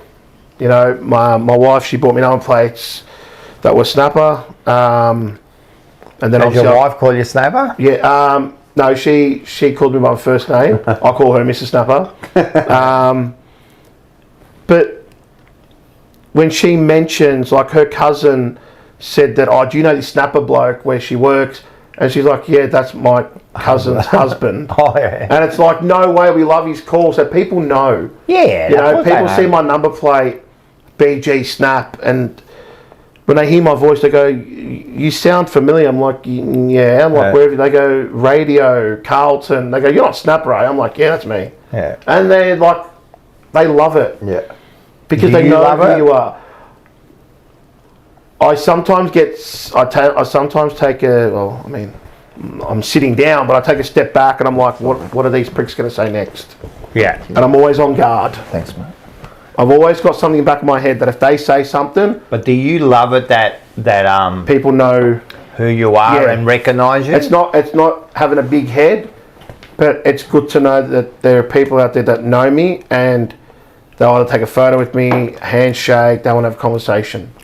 And the one thing that a lot of people say is, we love your passion and how much you love Carlton. Yeah. That you're passionate and you're not afraid to call it as it is. You know, and like I said earlier, it does affect my family with some of the stuff that gets said, but it is what it is, right? Take the good with the bad. Yeah. But out on the street, like, when people know who you are, you just wait for, and then about 9 times out of 10, they're like, fuck, no way. And they take photos, and it is what it is. And I love that shit. Like, people are nice to you, you know? The negative feedback that I get is, I don't know why, but it's from fucking Carlton supporters. Really? Because they disagree with... Absolutely. Because they've got their opinion, and you've just gone against their Opposition opinion. supporters go, we need someone like you at our... Like, I get Essendon supporters go, fucking come to our club and give it to us. No. Yeah, people say, we want you at our club. Mate, I disagree with heaps of Carlton content people. I disagree with you about everything. Yeah, I know, pretty much on this show we do. Yeah, that's what I mean. But as far as Carlton goes, like, I disagree with heaps of Carlton people. Of course. Like, they go, that's bullshit. It's What is normal. this bloke? No. You know? But I don't go and start, like, sending him comments, sending this him is the messages. thing. Like, imagine what goes on in someone's head to think, I disagree with what this person's saying. So much. that I'm now going to make a fake profile and abuse him. And offend him. Like, his goal is to get to you. That's his goal. That's a miserable person. Of course. That's just someone who's not happy with life. Like, instead of going, I'd be all right if they send a message and go, listen, Andy, you know what you said, to disagree. Yeah. My point of view is this. Yeah. And then you have a discussion about it. That's fantastic. That's fantastic. That's what you want. I know. That's the goal. But then maybe you could turn around and go, you know what, maybe you're right. You're right. Absolutely. But like, no, it's not going to be like that, because like, to me, that's just, that person is not happy in their life. And like that photo that you put up today for the thing, like of the snapper and the Guernsey. Oh, yeah. That's from my Melbourne City group chat. One of the boys did it on Chat GTP, and he goes, "Here, this one's for you." I'm like, "Fuck, what?" Sick, Actually, no, it was someone. It was someone else. It was from one of the other Facebook groups, footy groups. And he did it. I said, "Mate, can I have it?" He goes, "Yeah, it's all yours." And I'm like, "Fuck, this is awesome." That's mad. It looked, and I've asked like on Google Chat GTP to create others, and it's created some, and it's like. No. It's awesome. It's good to have a nickname. Yeah. I reckon nickname, when you get a good nickname, it's the coolest thing. Yeah. It sticks. What's your nickname? No, I haven't got one. Neither do I. I'm a dog. It's Rocco. That's how people know me. Yeah. But it's it's one of those things like, people snapper from the bay. Yeah. That's what people know you as. Yeah, 100%. And it's really. So before Jumper Punch, like, no one knew what you looked like. No one knew who I was. No one knew what I looked like. I didn't know what you looked like. When I rang, I talked to you. No one. And that's why I was shit scared. Like, but you seen the show. But I was like, what are these blokes? What do they want to do with me? Yeah. Like, do they want to humiliate me on show? But it was the opposite. My dad's kind of like, you got to go on. I wanted to flower you. You want to go on and cook you. What do you think of So. No, we were gonna. We've heard you, and we're discussing. We said, well, we should get Snapper on. And I go, oh yeah, that's a good idea. Well, yeah, that'll be good. That'll be good discussion. Yeah. But the discussion goes simple here. We just see what you're about. Like, if you came on and you were a dickhead, I'm telling you, we wouldn't have held back on you. Yeah. And the proof was with what's his name? Hashem. Hashem. Oh, yeah. and I when told he came you. on, when he came on, like, and don't get me wrong, I don't think he's a bad bloke. I've spoken to him many times, right? But he's got an opinion about certain stuff. But as soon as he came on, don't think that, like, if you got a certain opinion, we're going to go for you. You know what I mean? Oh, not go for you, but we're going to debate it. You know? Of course. You know, and that was the same with you. We didn't know who you were, but we're going to give you a chance to come on, and that was it. You know. Yeah. So your business. What do you do? Let's talk. Airport transfers. Yep.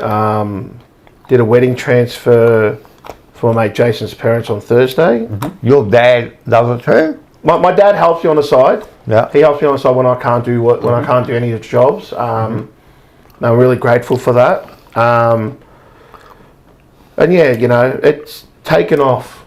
It's been really, really good. It is tough to get customers. How long have you been doing it for? Over 10 years, Uber. But my own business has been just after COVID. It's a tough grind, but the rewards are there. Yeah. Like this week, I'm taking it easy. Obviously, my car's got to go in for a recall from Nissan, so I can't work, but I've got private work. Okay. So whatever car they give me, I'll do it with that. So I'll go, okay, I might not earn what I want to earn, but I'm grateful for the private work that I've got this week. Like my cousin last night, I have to get up, leave home at midnight, leave my wife at home, go drop them off, come back. But, you got to sacrifice that, and a huge credit goes to my wife, because the shit she puts up with me and my business, she's a strong woman, man. Like, fuck. She always, she says to me, and I laugh at her, she goes, it's not a laughing matter, I laugh. She goes, your personality is fucked up. She goes, you've got split personality.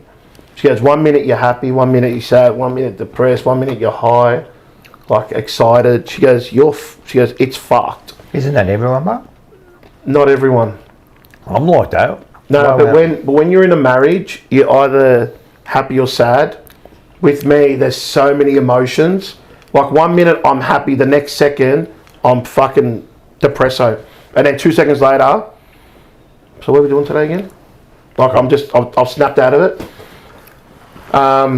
she has to put up with me working. Now we're heading to the busy time, so I go from mornings to afternoon, evenings, and she has to put up with it. And God bless her, like she does. Nothing like a good woman. And I don't like leaving. I don't like working nights and she's at home, but like she understands why it has to be done.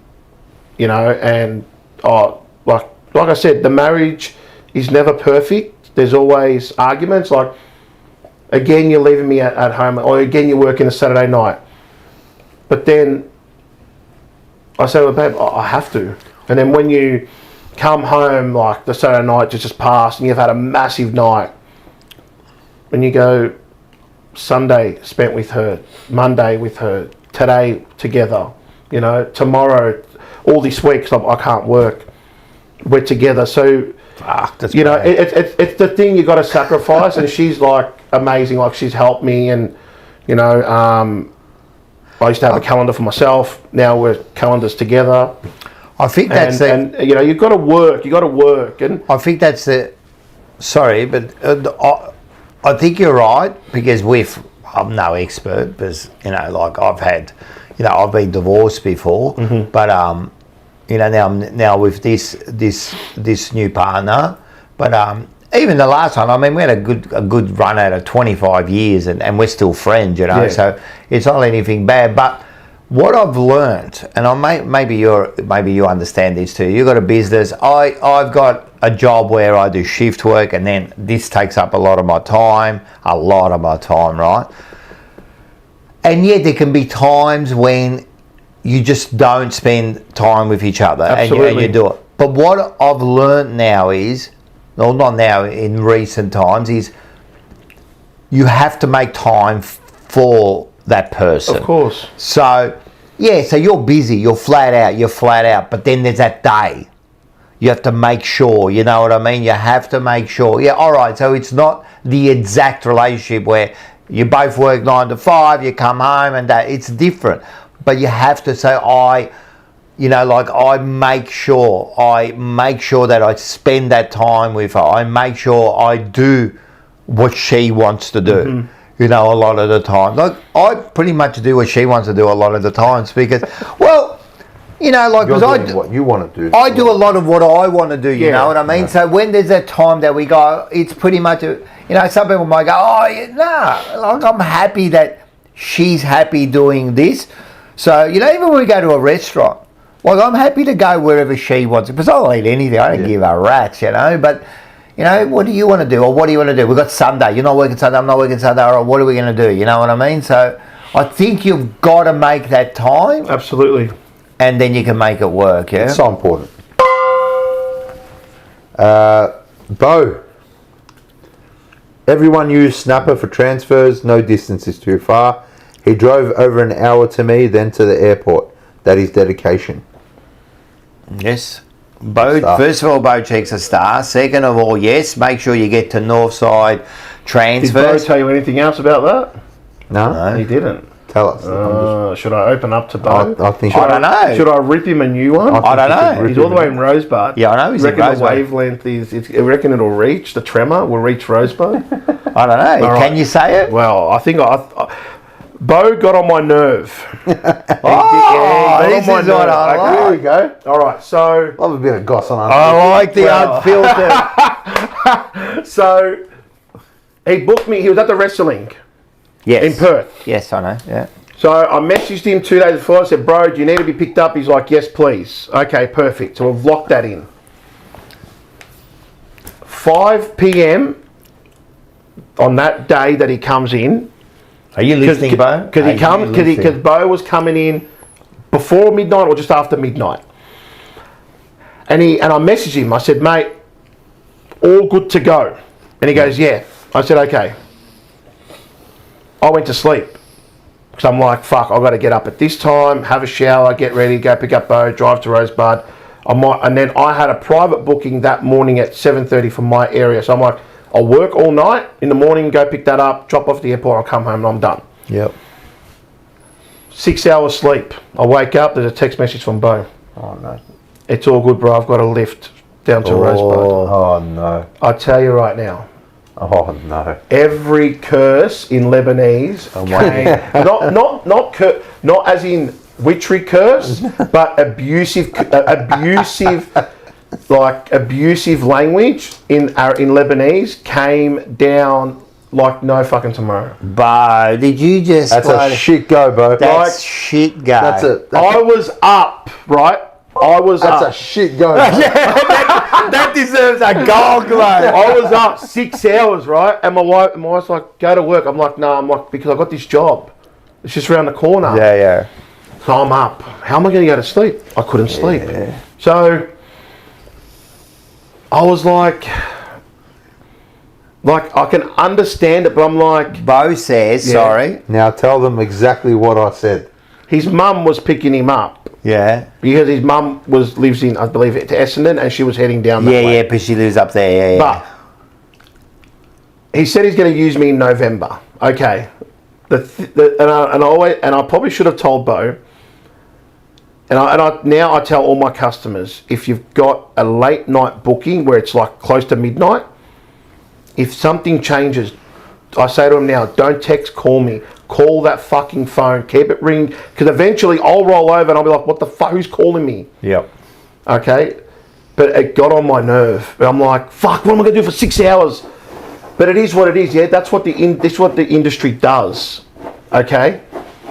It happened Friday that just passed. The customer goes to me, can you take me to Mainreach, which is next behind Rosebud? Done that. The night before, she goes, yes, I need to be picked up at 6:30 in the afternoon to be brought back. Not a problem.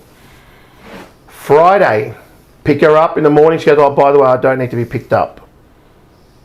So all of a sudden, I was like, fuck you.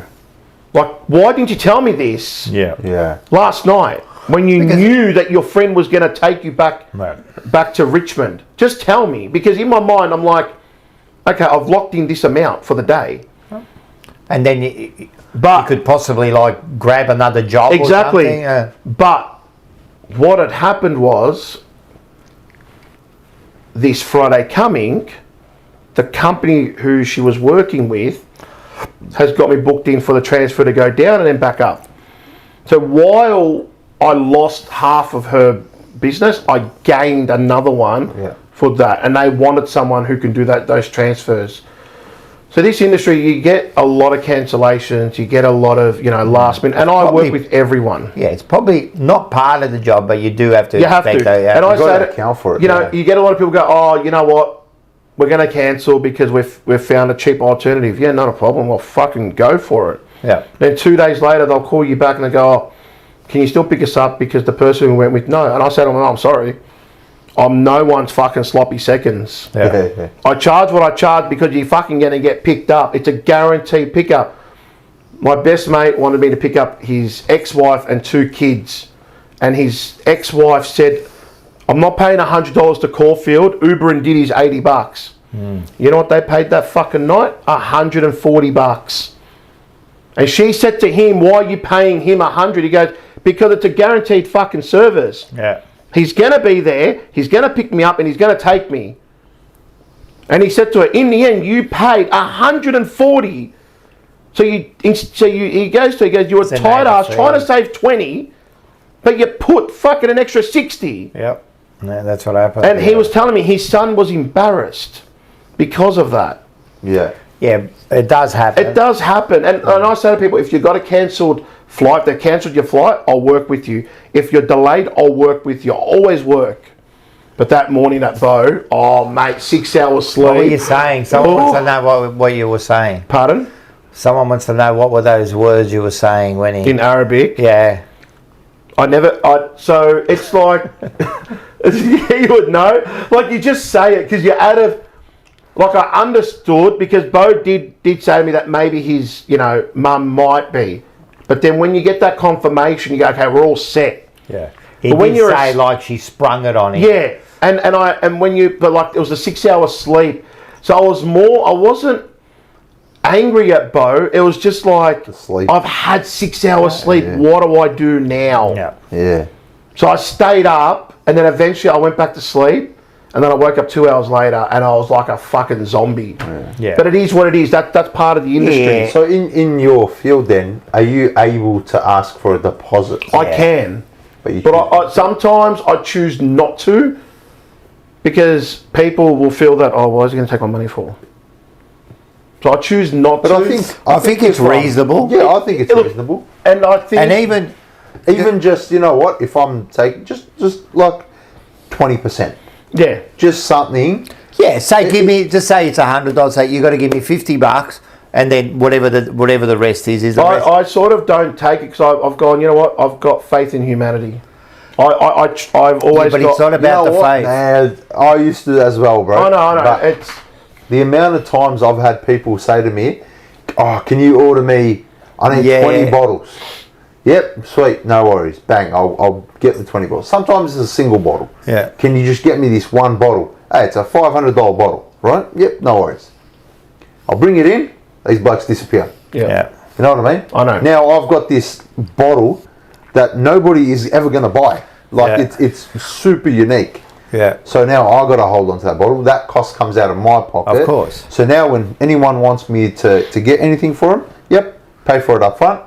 And you 100%. I'm a shop. I'm a legit shop. And you know Keep what? your receipt, come back, pick it up. You know what? It's like pre-ordering something. yeah. 100%. And you know what? If it's like a real friend or whatever, you should not be upset about giving you them. Because if I've asked you for something, I'll give you another example, right? If someone asks you for money, just say a friend asks you for a loan, just say, man, look, I'm dead, man. Can you give me like $1,000, right? You should be able to say, man, I'll give it to you, but I just want you to sign this, right? Yeah. And then they go, oh, don't you trust me?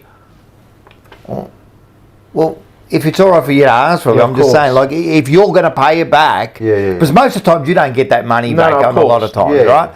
So you should not be offended by it. Yeah. Same with now the business. You should, if I'm doing that service, I shouldn't be offended to say, like, you know, like, hey, because for example, like what you did was not only did, all right, so you lose that job, but you could have you probably cancelled another job. I didn't mention that, but I did.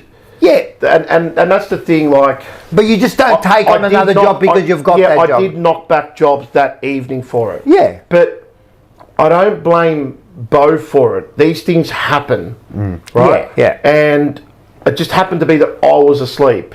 Yeah. And, you know, I probably should have said, Paul you know, Bo, I probably should have said to Bo, call me. just copping and he's all the way in Rosebud. But the thing is, like, where I appreciate people like Bo is that the night before, he messaged me and he goes, fuck, I forgot you do this stuff. He goes, I booked an Uber, but I might as well give you the money. How much do you charge? And I gave him the price. He goes, you're the same as Uber. So I called him. I said, let's do this. I'll pick you up. So that night, instead of going home, I worked all night to go pick him up. And then, so I look at the bad, but then I look at the good and I go, I'm grateful that he actually thought of me that morning or that night. And we'll blame Bo's mum for it, not Bo. Yeah. We'll blame Mrs. Bo for it. Yeah. You know, but you got to look at the positives because he could have booked an Uber. And I said to him, the time that I picked him up at 4 o'clock in the morning, there was not a fucking single Uber in the area in Rosebud. I said, so you would not have been picked up. Yeah. So, you know, I look at the side and I go, well, I'm grateful because he's fucking used me. Yeah. Of course. You know? It's one of those things. Yeah, things happen. We're just using him. Yeah. But And the chat that we had to the airport was fucking hilarious. Oh, yeah. It was the first time meeting Bo. He was fucking energetic at 4 o'clock in the morning, and you fucking got me like a zombie down at Rosebud, freezing cold, in shorts and a t-shirt. And this guy's buzzing for the fucking... Bro, he almost he was wrapped. He almost took me... The hug that he gave me, and I'm like... You know, but that's what you want. And it was good. It was first time meeting him, but it wasn't like the first time I met him. He's a good It was bloke. like I've known this fucking bloke for a long time. And being on social media, you get like that where when you eventually see someone, you go, fuck, it's like I know you. Yeah. Talking about Bo and wrestling. Absolutely. Remix Mania. Remix Mania this Saturday night. right? It's at la-di-da-di-da-di-da-di-da. Are you going? Yes. Where I'm you going? unsure. I'm unsure. Come on, man. I've got to work. And I'll finish late. What time? Hopefully I can close the shop by 10. That's all right. They don't start until 10. Hopefully I'll... All right, 11. You still don't... They're up there. So we'll see. You're going to rock up. We'll Shut see. up. You're going to be there. Everyone's going to be there. Right, Remix Mania. Now, I just get on to Remix Mania. I haven't got the link, but I'll put it maybe later. But everyone get on to Remix Mania. I mean, the tickets are cheap, like $25 or whatever. It's an amazing night. It's an amazing night. I loved it the first one. Yeah. My missus loved it the first Yeah, I one. My know. missus at the start was looking at me, like, what are you bringing me to? Yeah, 'Cause I I know. didn't tell her. Yeah, I know. I didn't tell her it was a wrestling night. I just told her let's go out for some It's a bit of a drinks. weird thing, but... Yeah, hey, but you see once some- we were there, Yeah, no, it was it's weird good. to you. It is. I'm a wrestling nerd. Yeah, so you hear all it those was songs great. and Yeah, it was great. it was good, man, and you get to catch up with everyone. So everyone will be there. We'll all be there. So make sure you get those tickets. I think I saw a post that said there's only 20 tickets left anyway. Oh, shit. All right, so make sure Get if you on want top. get I might have on to- there. I and can't believe make how much sure- money they paid for the wrestling in Perth. Oh Yeah, yeah, it's pricey. When Zach was telling me, when Bo was, I'm like, what the fuck's wrong with you guys? Yeah, But that's the passion. that's what you do. They love that sport. Yeah, I love It's like it. me loving fishing. The money Yeah. that I spend, that's what you love. How much do you spend on your rods and reels That's and, it. and shit? I go look at you, go, shut up, man. That reel will do the job. Why are you going to go and buy that bloody So- $1,000 fucking reel, you know? But it's your passion, man. Yes. It is You absolutely. know, everyone looks at everyone else's sometimes. I was go, you're a dickhead. Why do you? And then you're doing something just as stupid. You know, you're wasting your money on something just Of as course. stupid. Like cards, for example. Your cards. Yeah, I you love and, it. Me and Georgie. Oh, Georgie. I go, what are you? George, if you're watching, you He's are the worst. He's a dirty junkie. What happened? He's, Oh, he he's loves a it, card junkie. Yeah. He's just. I told him before. I was on the phone to him earlier, and I was like, if there was a sex registry for cards, you'd be on it. Oh, yeah, he loves he's it. just a dirty card collector. It's just an addiction like anything else, Yeah. isn't it? Well, yeah. You know what I mean? Music, Absolutely, yeah, it cards, is. It's a footy. hobby. It's a hobby. It's a hobby, and I'll tell you what. Every hobby, if you're passionate enough about it, it's an expensive hobby. Oh, yeah. There aren't many cheap hobbies out there. No. You know. No. So It costs you, man. Has Yeah. Bo said anything? Anything else? no, I Since think there. big Bo I logged just couldn't off. believe how ecstatic he was that morning, and fuck, he was beaming, bro. It was amazing. You love characters like that. That's genuine people. Well, you need characters like that. in Genuine life, people, mate. you know? do. Genuine You do. people are the most important best. part of your life. The yeah. best. Absolutely. You did, and I think you know what I love about guys. Oh, geez, the way he said Pause. that. Pause. Fucking hell. Pause. Jesus. That we can so Bo and there's a few of us and we've got our own chat, you know what I mean, and this chat we can say some of the shit to each other and we do not get offended. Like I could see him and I could say, you got your head looks like a dog's ass or something, and no one gets offended. It's all funny, you know what I mean? Or you say something, you know. I just love that about our groups, you know what I mean? You could be there and you could be... I think guys are like that. I don't think women can be like that. Like, women can't come along and say, oh, you look fat tonight, right? Because then it's all over, right? Never be friends again, right? But we could look at it, we could go and go, mate, when are you going to cut your hair? Or like, you know, you look like it, you know, and... It's all good, you know what I mean? I love that, and Bo's like that. Like we get along really good. We could just sometimes we spend like hours, everyone just offending each other as The hard shit as we were you talking can. about on that hour road trip, that was fucking hilarious. Yeah. I can imagine. Oh my god, I was in stitches. You know what I love? Bo's new video series. Yeah. Oh, they're so very funny, good, bro. very good. They're so So if funny. you see that, get onto that too. Fucking, it's Yeah. very, very good. Yeah. The last one was good, but I think one of the first ones blew up where he was learning to speak Albanian or something. Yeah. That was really good. Yeah, no, he's doing a good job with that. Yeah, Yeah, it's good stuff. Speaking of things that are online, Oh yeah, so let's get into your stuff. yeah, so this week we did a special one. So if you I think it's this one, isn't it? No, this one. It's this one. It's this one. Alright, it's this one. There you go. Yeah, so make sure if you haven't subscribed, get onto the Butterbean history class. This week we did the dancing plague. Mass hysteria. Mass hysteria. Was it mass hysteria? You don't know. Was it the devil? Was it the devil? I called one of the shorts I did the Devil's Waltz. You know what I mean? Yeah. Because they did come out. So if you just mute your things for a sec, and what we can do is have a look at these. A woman named Fra Trofia decides to kick off what might be history's wildest party. She starts dancing, and not just a little shuffle. This lady's moving like her feet are on fire. Just imagine Michael Jackson's Thriller dance routine, but in 1518. And somehow, they're all moonwalking, centuries before Michael Jackson was even born. People tell her to stop, but she doesn't. Hours pass, then days. When Fra Trofia starts dancing, the townsfolk just stare, shaking their heads. They figure she was just crazy.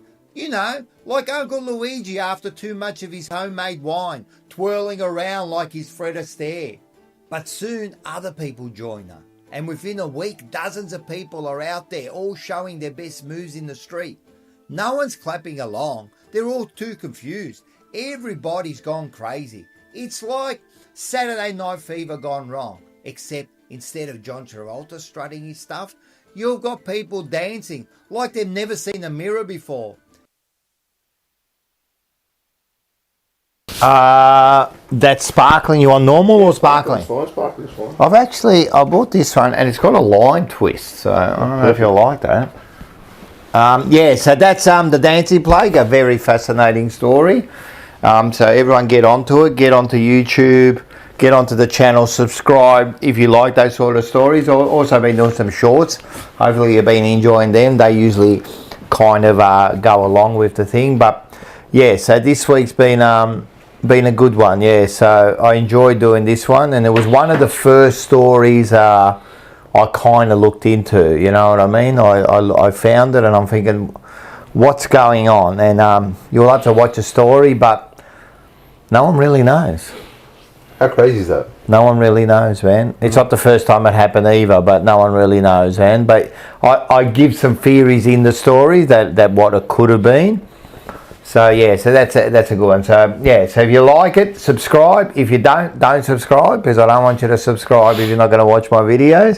And we're slowly moving along, and I've been enjoying doing it. And as you can see, I've gone to widescreen now.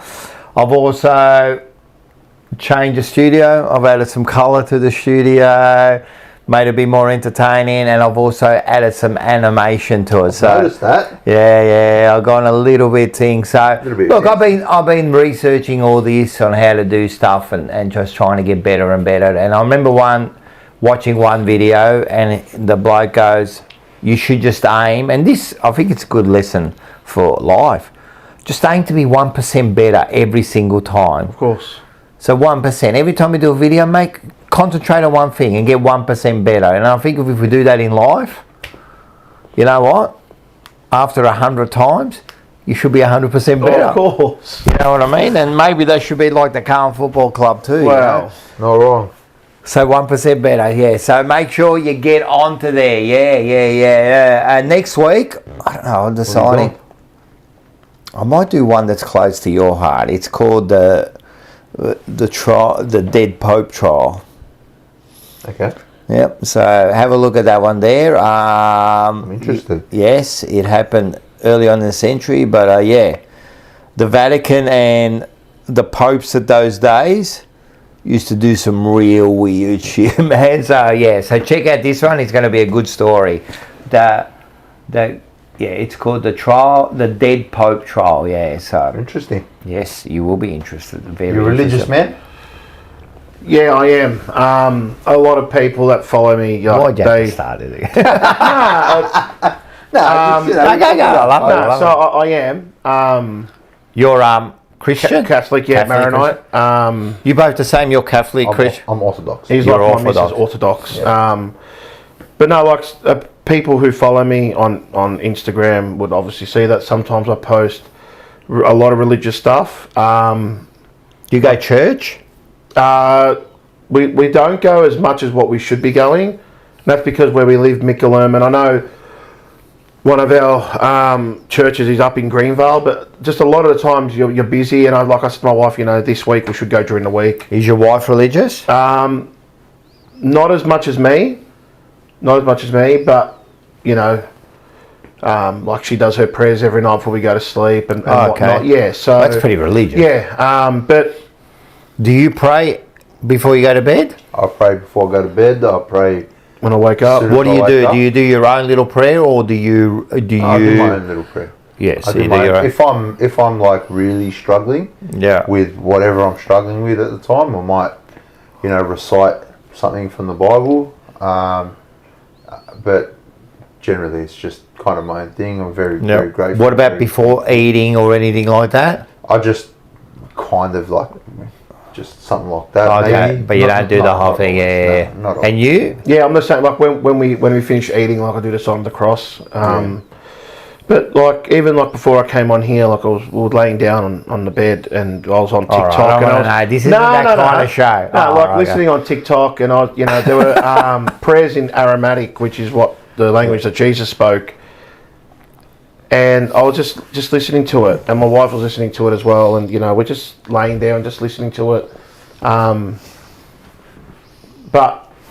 I'm not going to lie, there are times when I have prayed at the football.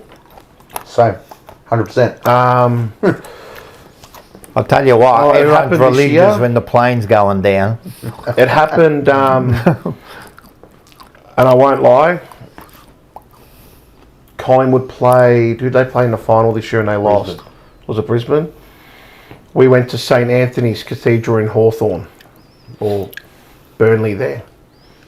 And we went out for lunch, the missus and I. And we're sitting down in St Anthony's, and it's a beautiful church inside, it's quiet. And I did say a prayer. I said, I know I shouldn't be saying this in the church. I said, but Lord and St Anthony, I ask for one thing today. Please let Collingwood lose tonight. And I promise you, I will do whatever you want. I will be the happiest man there is. And they lost. Take what you want from them, and they lost. I've sat there 99 prelim against Essendon. My dad's cousin was next to me, and I remember he was praying. Well, don't you think, right? That fascinates me. That to actually believe that you thought that helped. But that's not the bit that fascinates me. Right, what fascinates me is that with all the atrocities in the world, you think that praying for Collingwood to lose, that if there was Anthony or there was God who has to run the universe, he's worried about Snapper and Collingwood losing. I don't know. And Collingwood losing, Collingwood losing. God is all-knowing, all-seeing, all-reaching. I try to do the incense once a week inside the house. Kids are dying of cancer. The incense, like we've got it, and I go around the house and I pray. And there have been times when I've stood in front of, so when you walk into my house, there's a massive cross, full glass cross on the wall. And I was stood in front of it. And it's one time I was just praying and I said, remove all evil. We're having a bad time, my wife and I. Things were just going bad. Yeah. Bad things were happening. And I put the incense up and I said a prayer, and I just felt this thing go through me, and it went straight out the door. And then things changed. And, people can believe what they want to believe, and that's their opinion, just like we all have opinions. Of course. But there have been times when I've asked for something and it hasn't worked, like we're trying for a kid and it hasn't worked, and we keep asking. So why do you think, and this fascinates me because I've had this discussion with people, so you say there are times you've prayed and things like you felt the thing and things, then there are times you prayed and nothing happened, right? I feel that God's will. It's up to him. That's an out. But there's a reason why it hasn't happened. Well, So I'll put it to you this way. Sorry to interrupt. Last year. that frustrates me. That's good. I want to know what frustrates you about it. I had a big snapper session with my mates. We went fishing, and that night I've never seen that many fish on the pier in my life. And I was sitting there. I got there at like 2 o'clock in the afternoon, and I sat there. And when night came, that's when the rods went in the water, and the bait. And I said a little prayer, and I said, Lord, and I prayed to Saint Anthony, Saint Jacob, in Arabic. I pray, and I said, please let us catch fish tonight, please. I said to him, I've worked hard. I just want fish with my friends tonight. Please let me go home to feed my grandparents, my family, my in-laws with some fish. I swear to God, I've never seen that many snapper hit the pier in my life. But has there been times where you've prayed and you haven't caught fish? Nothing has happened. And I'm like, there's a reason why. There's always a reason, you know, and I just think, I'm like, wow. I couldn't, a reason about this. That night, I remember I called my mate, he was working Uber. I said, John, get your fucking ass down to Black Rock Pier. He goes, why? I said, I've got snapper on the deck like you wouldn't believe. Me and my mates, he came and he couldn't believe his eyes.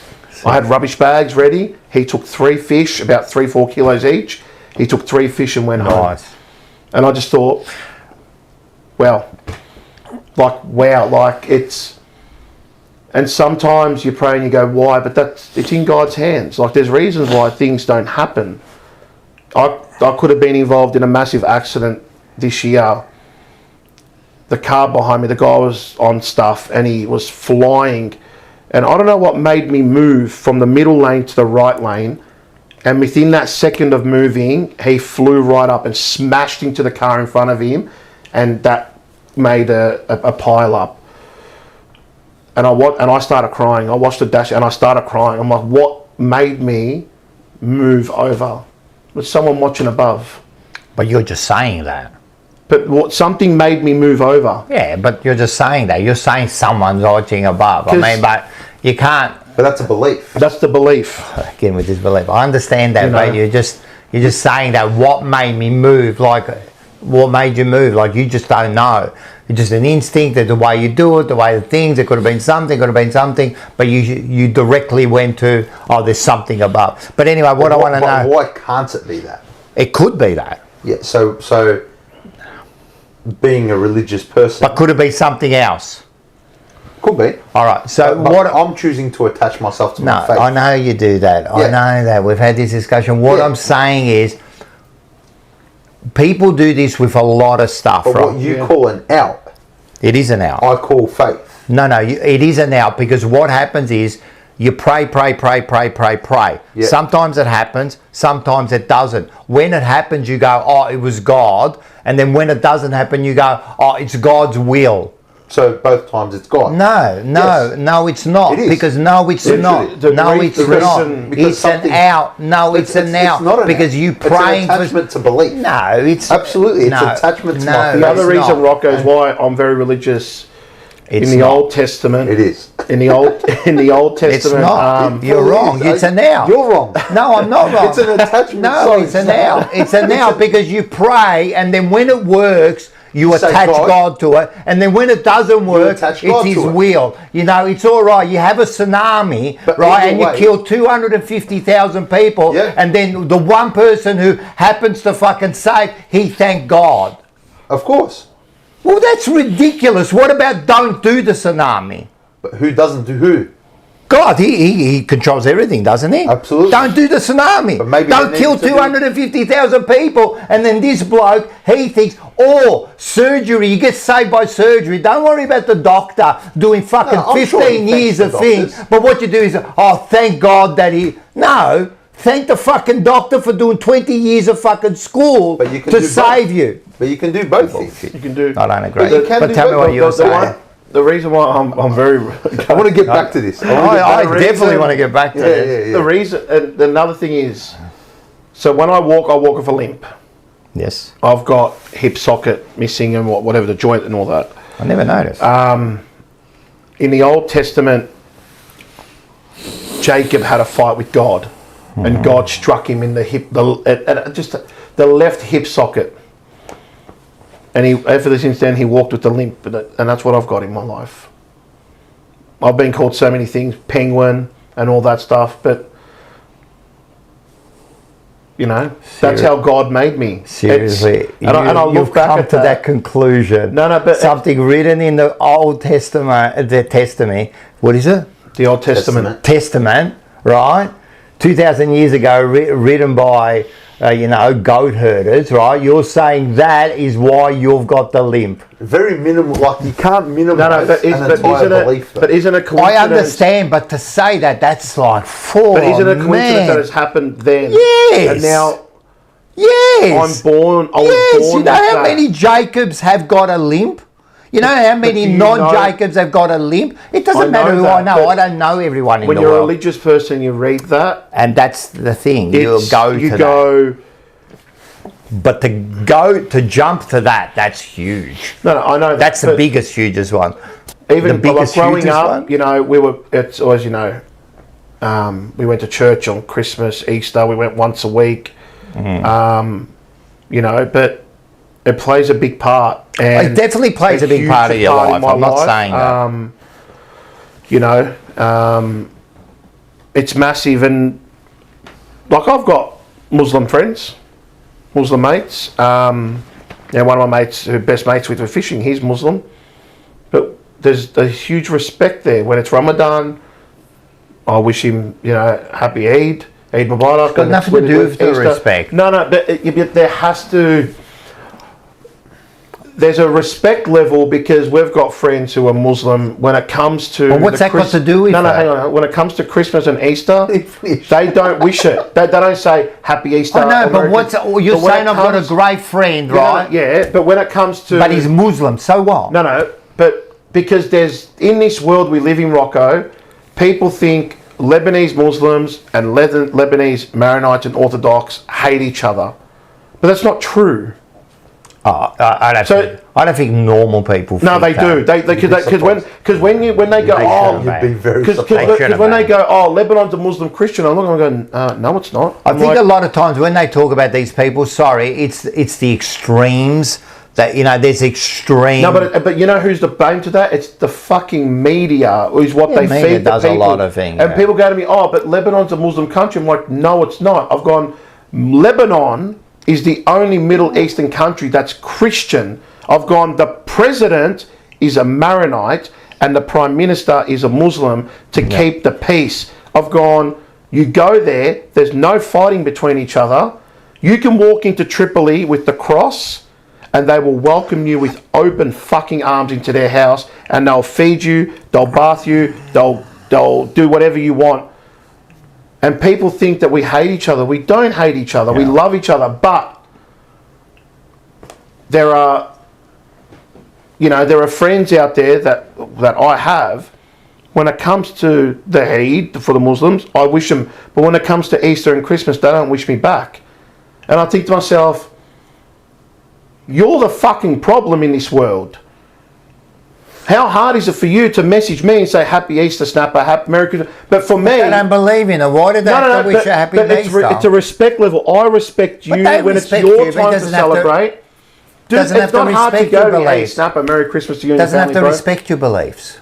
No, but he doesn't have to. So then why has he got to say Happy Easter? But if you wanted to get technical, the Eid for the Muslims is based... Are you happy? Wait a second. The Eid of the Muslims is based off a Christian thing. It doesn't matter. But we don't turn around and go, well, actually... It doesn't... No, we respect the Muslims for celebrating it. We acknowledge it and we wish them all the best. And we love that time of year because of the sweets. But listen, it doesn't... And the food. Rocco. It doesn't matter for that. Like, it came from here. I know that, but... There's differences. There's even differences between your two parts of the religion, right? So there's always a difference. That doesn't matter. Well, the Orthodox believe that they're the proper religion. But are you happy... When you say that when it's that Ramadan or whatever it is, I don't know, you wish him the best. Yep. Are you happy doing that? Absolutely. So why do you care that he does it back there? If you love me as a brother, as you say you do, why not do it back? Why? Why not do it back? Why? Why? He respects you in every If other way. you wish me a happy birthday and I didn't wish you a happy birthday back, I don't care. see, for you don't care, but for others, Why? Why didn't he? Snapper didn't. What the fuck's wrong with this guy? Oh, you know, I don't wish people happy birthday online. I think it's the biggest wank there is. For me, I wish everyone a happy wishing birthday. happy birthday. When people go, because they'll see it on Facebook and they go, happy birthday. Yeah, it's a nice gesture, but I don't really care. You know, I care that, you know, my family, my close family and that, we get together and we do all that. But to get like 1,000 people saying happy birthday, I appreciate it, but, you know, like, I don't know, man, it's just a bit of a wank to me. But that's just me. I'm a dickhead at times. So when it comes to... You should just be happy that you do your part. Yeah, no, I am. Don't But I worry always what they go... do. But like, with religion, I respect what people believe in. Do you? And I do. Because that's how I was brought up. That's how I was brought up. I've got a mate who mocks people that believe in religion. Oh, good on him. Oh, okay, you know what? That's your opinion, mate. Well done. It's always an atheist. That's what I've noticed. Oh, really? Yeah, but Yes, in my experience, it's always an atheist going out of their way to tell me my life. I've never not once told someone you're going to hell because you're an atheist. But that's what religious people do. But Am I going to hell? But I'm not. Hang on a sec. I'm not going out of my way to tell people that the way you're living is wrong. Yeah. No. I don't do that. In my experience, I haven't even had like Muslims or Jews turn around and say to me, "Hey, your religion's this or your religion's that." It's always been an atheist. Yeah, but I mean... Nobody is more vocal and loud than a fucking atheist. Because what it is... But what's it to you? Because you brought it up again. No. I'm just saying. It's nothing to me, but what I'm saying is I find it fascinating. That's why I like to ask questions. But what I find, if you want to be serious, what I find with really, truly religious people, right, you avoid every question. You never answer any serious question. You always avoid it and you use the God of the gap. Even when people give truly religious people facts that are there, right, you do not accept it. What you'll do is you'll dig in and you'll say no, that's not the way it is, it's God's will, right? And that's fair enough, and that's what you do.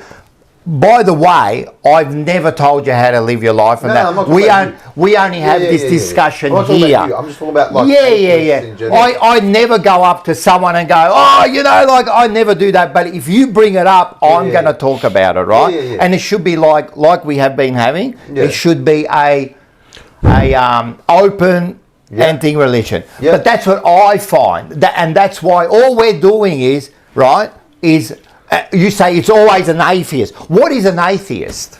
Tell me what an atheist is. As someone who doesn't believe in God, in a God. That's it. That's the only thing.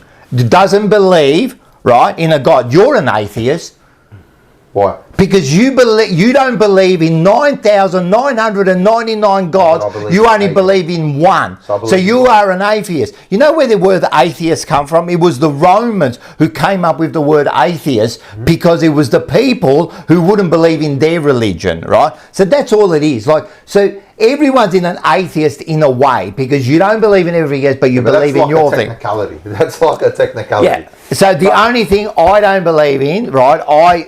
We might agree with a million other things, but the only thing I don't believe in is the God part of it, only because I haven't got evidence for it. That's the only reason. There's nothing in the world that I'm completely sold on greater than I believe in God. But even when people give you hard evidence, you won't look at that. But my experience is evidence enough that there's. But your personal experience means nothing to nobody. Personal experience means everything to me. To you. Yeah, and that's all that matters. But that doesn't. My relationship to God is what matters more to me than your relationship with God. Then of course, it's a personal thing, right? I do understand that. It has to be a personal thing. Yeah, it has to be a personal thing. You know, honestly, having these discussions has made me more of a Christian. It's good, but that's because you close yourself to anything I put to you. Absolutely not. Yeah, have you looked into the things I've said? Because sometimes I have. Yeah, I actually have. So when I say to you things like like your story, that's not an original story. that was made up. That was brought up because that story It's not there. made up. But it is, because that story there, right, especially the Virgin Mary, isn't the first time it was said. That was said thousands of years before. But we're It's talking actually about- we're no, talking but about it's her. actually it's brought up. Like for example, the flood. Do you believe in the flood? Do you believe the flood happened? Noah's Ark? Of course. Whatever happened in the Bible. Do you know that's not an original story either? That was taken from other religions. So when I tell you that, do you look into it and go, wait a sec, that doesn't like, that's because you think the Virgin Mary story is an original. Whether it's original or not, right? That's, you can debate that. No, there's not a debate. It's fact. We can debate that. All we But want. it's fact. Okay, it's your fact. No. See, and that's what I don't like, because the part about it being used over and over and over again is a fact, because you can look that up. That's not something I'm just. And who wrote that fact? Well, who wrote that fact? The people who wrote the Gospels. Who wrote the There were Gospels? names. Who are they? Matthew, James, No, they didn't. Andrew. No, they didn't. Who wrote them? They didn't. Who wrote them? See, you don't even know that. See, at the end of the day, So who wrote them? the authors are unknown.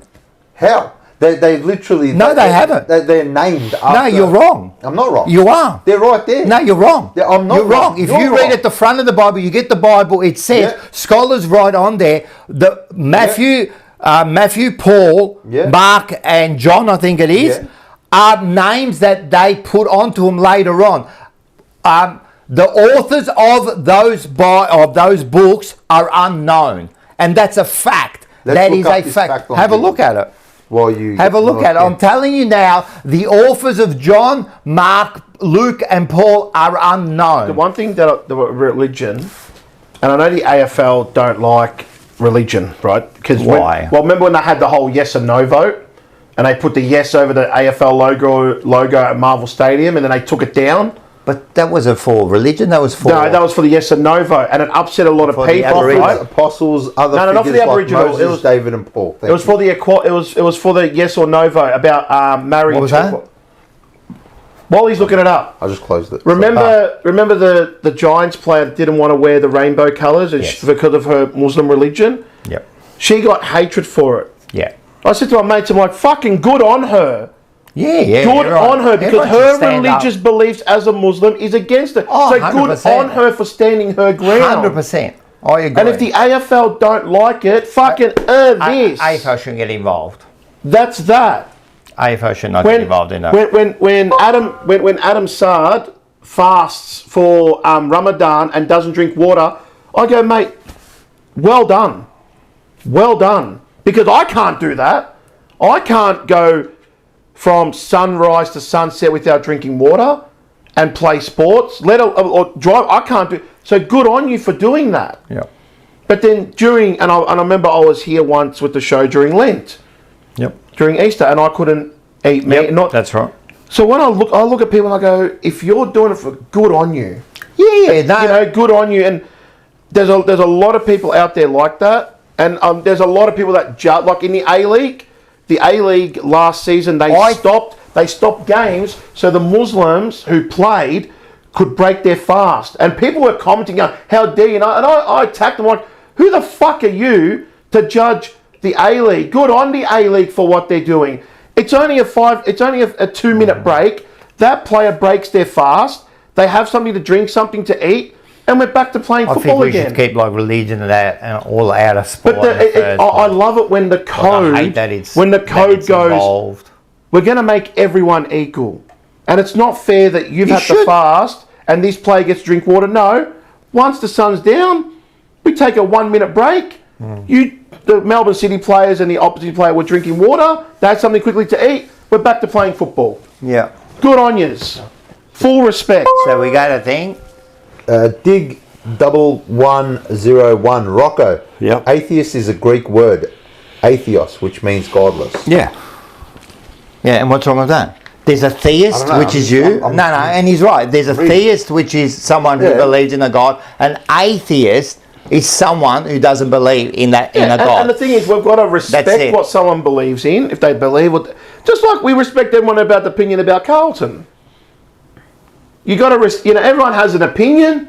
You don't agree with it, that's fine, but just respect it.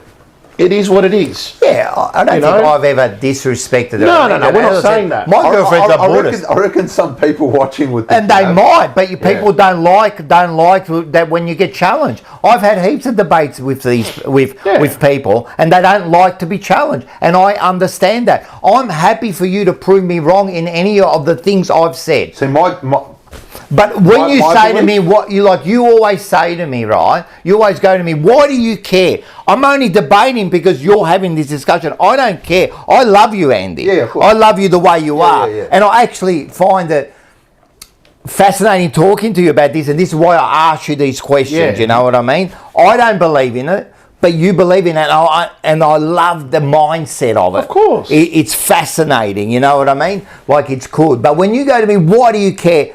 I'm just having the debate with you. You're intrigued. You want to know. I want to intrigue. I want to see it from the other side. This makes me like more of a Christian. It makes me believe so much stronger. It makes my belief so much stronger because...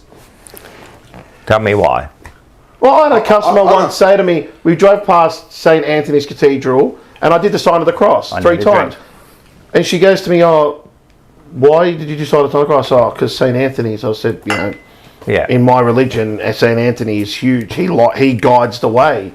Yeah. I'm like, so when I'm on the road, he's with me guiding the way. She's like, oh, okay.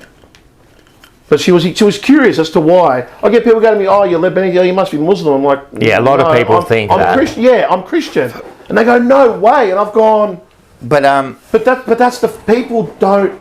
This is what makes the world. They only see what they see on the news, and they don't. Like when you go, oh, it snows in Lebanon, they go, what? And I show them photos. I'm like, look at the snowman. Yeah, I know. No, look. And they go, no way. And I'm like, yeah, because they don't know, because they only see what they've seen on the news or quickly on Instagram or Facebook. When you tell them, and you show them a photo, you go, look, there's a church here, there's a mosque here, next door to each other, wall to wall. Yeah. And they go, no way. I'm like, we get along with each other. We respect each other. Some do. Some don't. Yeah, but it is what it is. Like, I notice the extremists are the ones who usually, they're the ones who are kind of the problem. But mates, like my best mate, like I said, him and I, we fish together.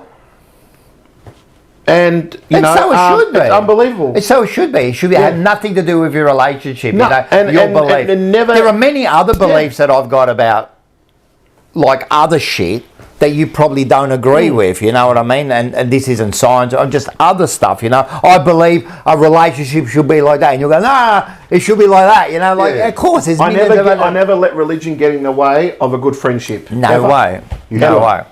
So, I want to use science for a sec. Right? Use science. Just so people can you're using science here. Yeah. No. So, people can, if you believe, if you don't believe, this is about Noah's Ark, right? Yes. They can talk about how big it was, how small, whatever. Yeah. I think scientists today announced that apparently on Earth, however many years ago, they reckon it rained consistently for like 100 years or something, without stopping. There was 100 years of rain. I think it was 100. I can't remember the exact number, but I literally saw it today. Yep. So, if you're a non-believer, then it might give a little bit of, credence to... And you know what, let's say... Because it's written that it was raining, that God brought down rain. Yeah, I know, but it wasn't just written that it was raining. I mean, if you know the story, it was written that what happened was God... He made everyone, then he wasn't happy with the way things were going. Why do you roll your eyes when you talk about it? Because I think it's ridiculous. I think it's ridiculous that someone who made a Sims game, right, who made everything, didn't work out the way he wanted to, so he decides, right, to just kill everyone on Earth. And then people look at the story and go, oh, this Noah and his family, who Noah was 600 years old at the time, right, built a boat. And remember, time was very different. Yeah, and that's again, it wasn't very different. No, but it was. No, it wasn't. Because there was the way we read time is different. There wasn't different. Of course it is. No, it wasn't. It wasn't different. Where did you get this that time was different? Of course time was, the way we read time was So people were living for 900 years. people were Noah was like 600 years old when he built that ark. Yeah, but time was like But you gotta remember, different. Like time was. Anyway, regardless of that, what I'm saying is like people look at the story and go, oh, you know, like that, because they do it in kids. They do it in kids classes, right? Noah's Ark saved every animal, saved the family, sent out the dove, come back with the olive branch. Man, I've read the Bible. I reckon I read the Bible more than what you guys have, right? So he does all that, and that's fine. And everyone thinks, oh, what a great story. But as the ark was going through and hitting babies in the head because they didn't do anything wrong, right? What about that? He wiped out a whole planet. What about that? Like, when you look at that, well, don't you go, like, what are you doing? Of course, I've questioned my belief in the past. All right. I've questioned everything about it. You have to.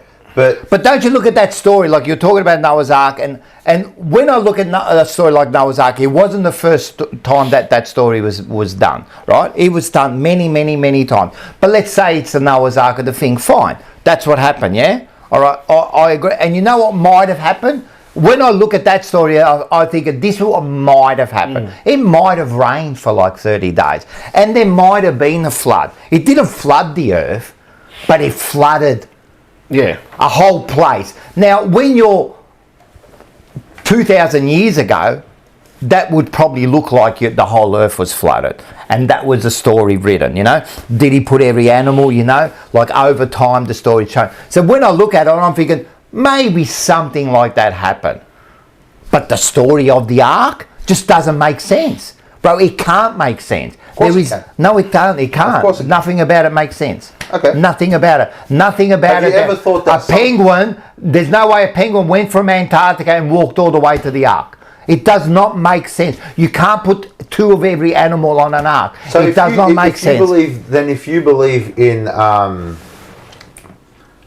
what's the word? Oh, I completely forgot the word. Evolution. Yes. If you believe in evolution, then surely some animals have evolved since then. Yeah. So maybe animals that were back then, some animals that are here now weren't there back then. Again, I don't know. I'm just I know what you're saying.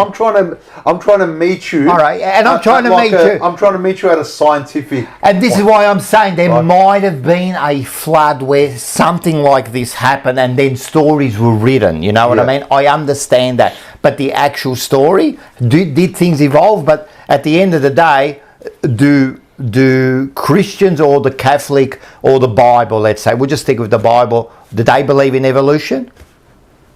I don't think so.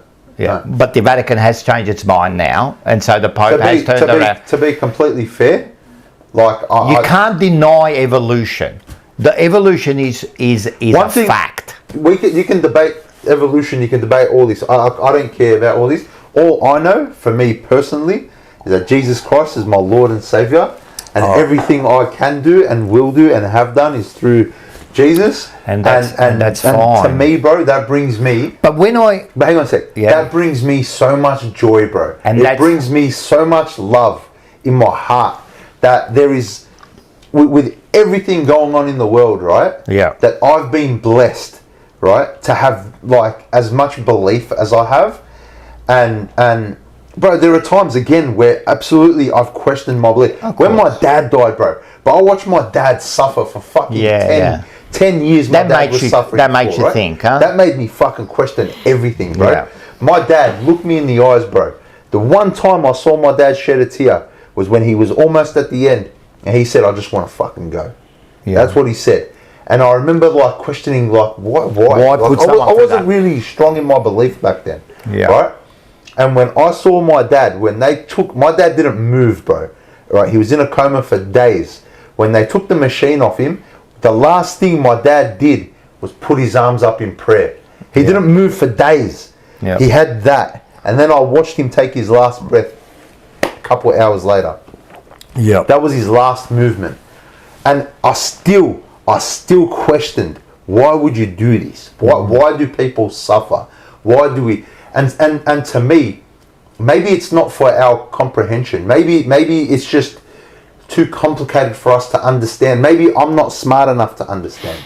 But one thing I do understand is my belief is so certain, and I'm so strong in my belief.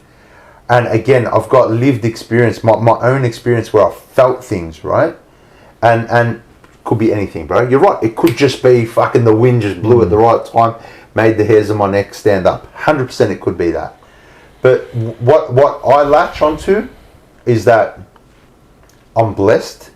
We're blessed to have this conversation, right? Yes. We are absolutely blessed to have this conversation. In a civil without going to war. Right? Without going to war. I'm not going to leave here thinking, I'm going to go get Rocco's fucking leg. You know what I mean? But I truly, in my whole heart, I'm so grateful. I'm so thankful for God. And for everything He's given me and my family. Do I want more? Absolutely, we all want more, right? Yeah. But are you grateful for what you got? I'm so grateful. I'm so content, and I just, all I want is just for everybody, not just Christians, but everybody to just be content. Yep. Be grateful and just smile and be happy. Now, you know what I mean? Life's not always going to be like that. I get that. Yeah. But I think at our core, if we're all just good to each other, then life will be easy. Life's, like you always say this, life's hard, bro. You know what I mean? So like what I say in my prayer and something that I pray for daily is that we all just feel peace. I love that. What you just said, fantastic, man. Came from the heart. I love that, and I truly like. Well, if I support you or don't, it doesn't really matter. But you know what I mean? I truly love what you just said there, right? And people should have this personal thing with whoever it is. Like, we don't know what it is, but you've got this personal thing with it, right? My beef is when we do have these discussions, right, is the Bible. There are so many contradictions, right? And when people sit there and try to defend it, right, with certain things that I say, I get upset at that because what he said, it was beautiful, right? But if I'm giving you a fact, right, and you say, but that's your belief. No, this is my fact, right? And then you try to defend it. So, with the Bible, go, I saw that. No, good. With the Bible, right, I understand, but you cherry pick what you want out of the Bible, right? Absolutely not. You do. I don't. You do, because you never talk about slavery. You never talk about like when the two girls got their father drunk and had sex with him because they wanted to have a baby. Like, I always say this to religious people. But these things are all lessons. They're Wait a sec, and I've asked you this question and you never answered it, right? How do you know which one's a lesson and which one's real? If you've got to explain to me, read the Bible. They're real. So they happen? These are things that have happened. So you think... But are you removing context that comes afterwards? What do you mean? So the context of the girls having sex with their father. Yes. That's obviously the There's nothing right about that. There's nothing not. zero. Absolutely. Slavery. And there's nothing wrong with slavery. The Bible is not telling you to go and do that. There's a lesson after that. Yeah, but God told these people to do that. This is what I'm saying. When God sends armies out to kill whole villages, right? Whole villages, He's instructing them to kill out whole villages, right? Kill every man, person and animal, and only keep the young virgins, right? What does that say to you? Like, when I look at that, I'm going, that can't be done. Have you read the New Testament? I've read them both. It's a very different book. But it's not. And it doesn't fix up any of the things. It's a very different book. It doesn't. As Christians, we follow the New Testament. I know, but you still have to, you follow the old because you follow the 10. But there are things. Of course. But there are things. Because you follow the 10 Commandments. But we follow Jesus. But there are things. But you still follow things in the old. I understand. Yeah. But you're picking and choosing. But you're not picking and choosing. You're following what Jesus has told you. But even in the New Testament, there are many things in there. Like, He does not fix up. He still tells you how to keep slaves. Tells you how to treat them.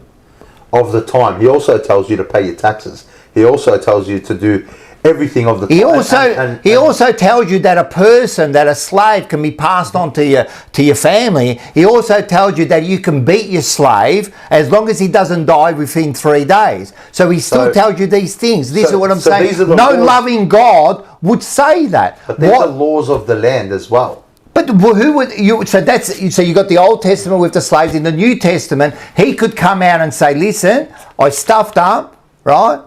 This is Rocco version. I stuffed up, right? You can't keep slaves." But what does he do? He doesn't say that. But what he tells you to do is you can't eat shellfish. You do not mix your clothing with different types of fibre. They're the laws he comes up with. Like there's things in the Bible, in the New Testament, Yeah. that Jesus tells us to do. That no sex before marriage. Yes, so. I've broken it, right? But Then he tells you must. But then he also says in the same breath, he'll also say that if you rape a woman, they must marry. Must marry. But But also, it's not just the Bible. But in the Quran says you shouldn't smoke, you shouldn't drink, you shouldn't eat pork. But I've got one of my best Muslim mates. He doesn't drink, he doesn't eat pork, but he smokes. Look, but so I've noticed with that is everyone's got different levels. But of we're that. not perfect. So whether it's the Bible, whether it's the Quran, there's things in there that we're told we should be doing and we don't do. But because we're not perfect. No one's ever perfect. Go, let's hear what DT 114689. Dig 1101. Thanks for all. Thanks for the ball and thanks for the $10, man. Champion. Noah's Ark isn't about a cruel God, but about renewal. Humanity had become corrupt, and the flood was a reset. Even then, God showed mercy by giving Noah a chance to rebuild and begin again. Are you serious, bro? Are you serious? This is the God who runs the universe. He couldn't reset anything. What he did was it was corrupt. So what about all the babies that died? What about all the babies that died? Everyone innocent will go to heaven. So, but that's ridiculous. What about all the babies? They suffered. They drowned. Yep. They drowned. They suffered. Yep. For I wish I'm blessed enough to suffer like they did for God and what they were innocent. What are you doing? He decided. What a blessing to be sacrificed. You think for God. about it. This is a God who controls everything. Can God do whatever He wants? Of course he can. Right. So He could have reset it without killing everyone. He didn't just. What do you mean the lesson? What lesson? What lesson? What lesson did we learn? Ask Noah. What lesson did we learn? Renewal. What renewal? What renewal? The world because is humans. But we're just worse. We're worse off than 2,000 years ago, bro. Are we? Yes. I don't think. Well, you go overseas and watch all the people like Don. The slave trafficking, the sex trafficking, the drugs, the people. Yeah. More people starve these days than they ever have. And you're trying to say me that's way better. And we are. You blame that on people, distance, and again, this is like the Krishna coming out of me. Mm-hmm. We're drifting further and further away from God. Are we? Yep. And I think there is a revival, and I think it's beautiful. Yeah. All I said, I just believe it's beautiful what you believe, and I love it because you're better people and you believe in something in that. I just think every time you come up with like some sort of contradiction or something in the Bible, you try to justify it. And I don't think it needs to be justified. I think the things that are wrong in the Bible are wrong and they're evil. They're evil. Full stop. Slavery should not ever existed. You should not ask a father to kill his child. Would you kill your child if God asked you to? I would kill anyone. You would kill your missus now? I would kill anybody. So you would kill your missus? I'd kill myself. Well, that's sad. That is no, it's not. But if God was in front of me, and so you would kill your partner. I'll do whatever God's will. Wow, that's pretty hardcore, man. That's you asked me the question. Any other questions? Like, I'm telling you, bro. Right. Like, I would never hurt any of my family. I don't care who told me. I don't care who told me. If I was to die, like I said, to me, dying for God would be like the ultimate reward. That's like, bro, if I'm suffering, but it's for God. Yeah. So be it. But if He asked you to kill your family, you would do it. I wouldn't question it. If it was God, I wouldn't question it. I would. Why would I? I'd do anything. I wouldn't. Okay. There's no chance that anyone could tell me to hurt my family. No one. Like one of my mates asked me, he goes, if you saw Jesus tomorrow, what would you do? I said, I'd get down and I'd grab his hand, I'd kiss it and I'd say, thank you and I love you. I said, and the thank you is because I'm here today. That's Every morning I wake up with this, I say thank you. So people have asked me the same question. If God appeared, would you worship him? And I said no. I said I believe that he was alive, but I would never worship someone like that. That's very elitist of you. What do you mean? That's a very like. I feel like if I wouldn't worship a person like that because I think God someone. isn't a person. Well, I wouldn't worship a thing like an that entity. because I think a person like when we say person, it's because we use him as a human form, yeah. But I wouldn't. I would not worship that thing. I would not worship hardly anyone. And if that was the case, because I don't agree with the things he does. And that's your like that would have to be kind of your thing to deal with. But do you like, again, you know, when I say things like when I say something about the Bible, it's a fact. I'm not giving you something that I just made up. I disagree because there are people who are much more scholarly than you and I. Yeah, and they're the ones who are saying it. Nah. Yes, they are. Nah. Yes, they are. Absolutely not. Yes, they are. Scholars say that no one knows who wrote those books. I literally took me 1 second to Google. And no one. And what does it say? It came up with names. No, it doesn't. It never. It had names. No, it doesn't say. I told you. I Googled it. At the front of the Bible, it says that the authors The Bible are was written by many human authors, including prophets, apostles, and other figures like Moses, David, and Paul. They literally gave you three names and other. This is just Google. Yeah, this is an AI. This is an AI. Yeah, but who wrote that? Who wrote that? Who wrote that? AI today what you predicted the winner ask for the is Melbourne this. Cup. I'll tell you now. It did. No way. ChatGTP predicted the winner for the Melbourne Cup. There you Oh, go. yeah, that can happen, I suppose. But Do you have any questions? Do you have, So did you, but you- Books are regarding attributed Uber. to specific prophets such as Isaiah, Ezekiel, and Jeremiah. What does it say? Start again. Start again. So the Old Testament says. So who wrote it? Many books are attributed to specific prophets such as Isaiah, Ezekiel, and Jeremiah.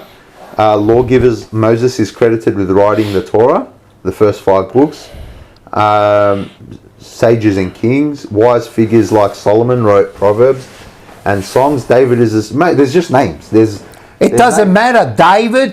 David, Mark, Luke, and thing were not the people who wrote the books. But bro, you're saying that, but then But scholars say that who study it. So I don't know. I mean, bro. you're looking something up in Google. I'm using like something that I'm telling you now. Look at. Where's the Don't gong? just look it up. I'm telling you now. Get the gong it, mate. I'm losing my touch. You got to give it a nice hard one. It's there we go. It's the angle. Petra Khan, in the old days, most Carlton fans were honest and passionate like your guest Barracuda. Barracuda! Fucking hell. Yeah, that Barracuda. Very good. How do we change the subject and I tell you some of the shit that goes on in All I got to say is I love the passion. I love the discussion. I love it too. All I need to say is you're wrong. Yeah, there's There is right or wrong. there is a right or wrong. I did And you say know that. what? We're going to find out. We're going to find out. You know, one way or another. We're You going to will, find but out. will we find out? I mean, when you find out, no one's gonna ever yell at come, you from the bottom. No one's ever. that Come, I right, want Dave? you to. You know, I was right. You know, I said to my mum. I said to my mum, "Come back to me, man. You got to fucking give me some sort of message." And I still haven't got that message yet. Maybe you I'm know? the message. I hope you are. Maybe But you I'm better don't come back to me like Crystal Lady with someone I'm talking to with the letter A, you know, like I want to hear like something that no one knows, mate. No one knows, you know. So Any other questions? I've never had these discussions thing for years, man. Yeah. Like for 10 years. Yeah. 10 years, you know what I mean? Yeah. So I Like I avoid these it. discussions have made me so much more like attached to my beliefs. It's good. I don't know. I like it. Yeah. Yeah. Yeah, it's good. Should we get on to music? Yes, we definitely get on to music. Let's get into it because can't it's believe late. that. It's Well, 11:45. But that's because you we've had still to. got almost 100 people in there. Yeah, no, that's because you had to start it again. It's like you were waiting. But you know, like As long as look, I think we should give our guest an opportunity to. It is a heavy, it's a heavy topic discussion. that we discuss. we discuss it. And like you and I, regularly. we're just going to go like this forever. But it's You know nice what? to have I hope I hope you don't get like offended by it. I apologise to Abdush. What is it? What did By you say? the discussion. GTP, not Chat PT, whatever it's fucking. What did you call it? Yeah, no worries, mate. I've tried to be Fucking. polite the whole time. It's Chat 80, bro. That's what it is. Yeah. So, have you got any questions to me about Uber? Any stories? What's the weirdest thing you've had happen in your Uber? Weirdest. Yeah. Well, I've had people do drugs in the car, coke. Yeah. I've had someone try to have sex. Try to have sex. It never occurred. Yeah. I've had, when I had my Orion, I had a girl get out of this, because back down in the peninsula, in summer they're fucking wild. And they're paying big money. I'm like, fucking do whatever you want, man. Yeah. She stood in the car, out the fucking sunroof, and had her tits out. Nice. And then I'm like, get the fuck in the car now. Like, get back, it's enough, get in. They're off their heads, bro. Rich bogans down there, man. They don't give a shit. Yeah. But you meet funny characters. A lot of funny and a lot of different characters. What's your favourite story to tell about an Uber drive? The funniest or the best? What's your favourite story to tell?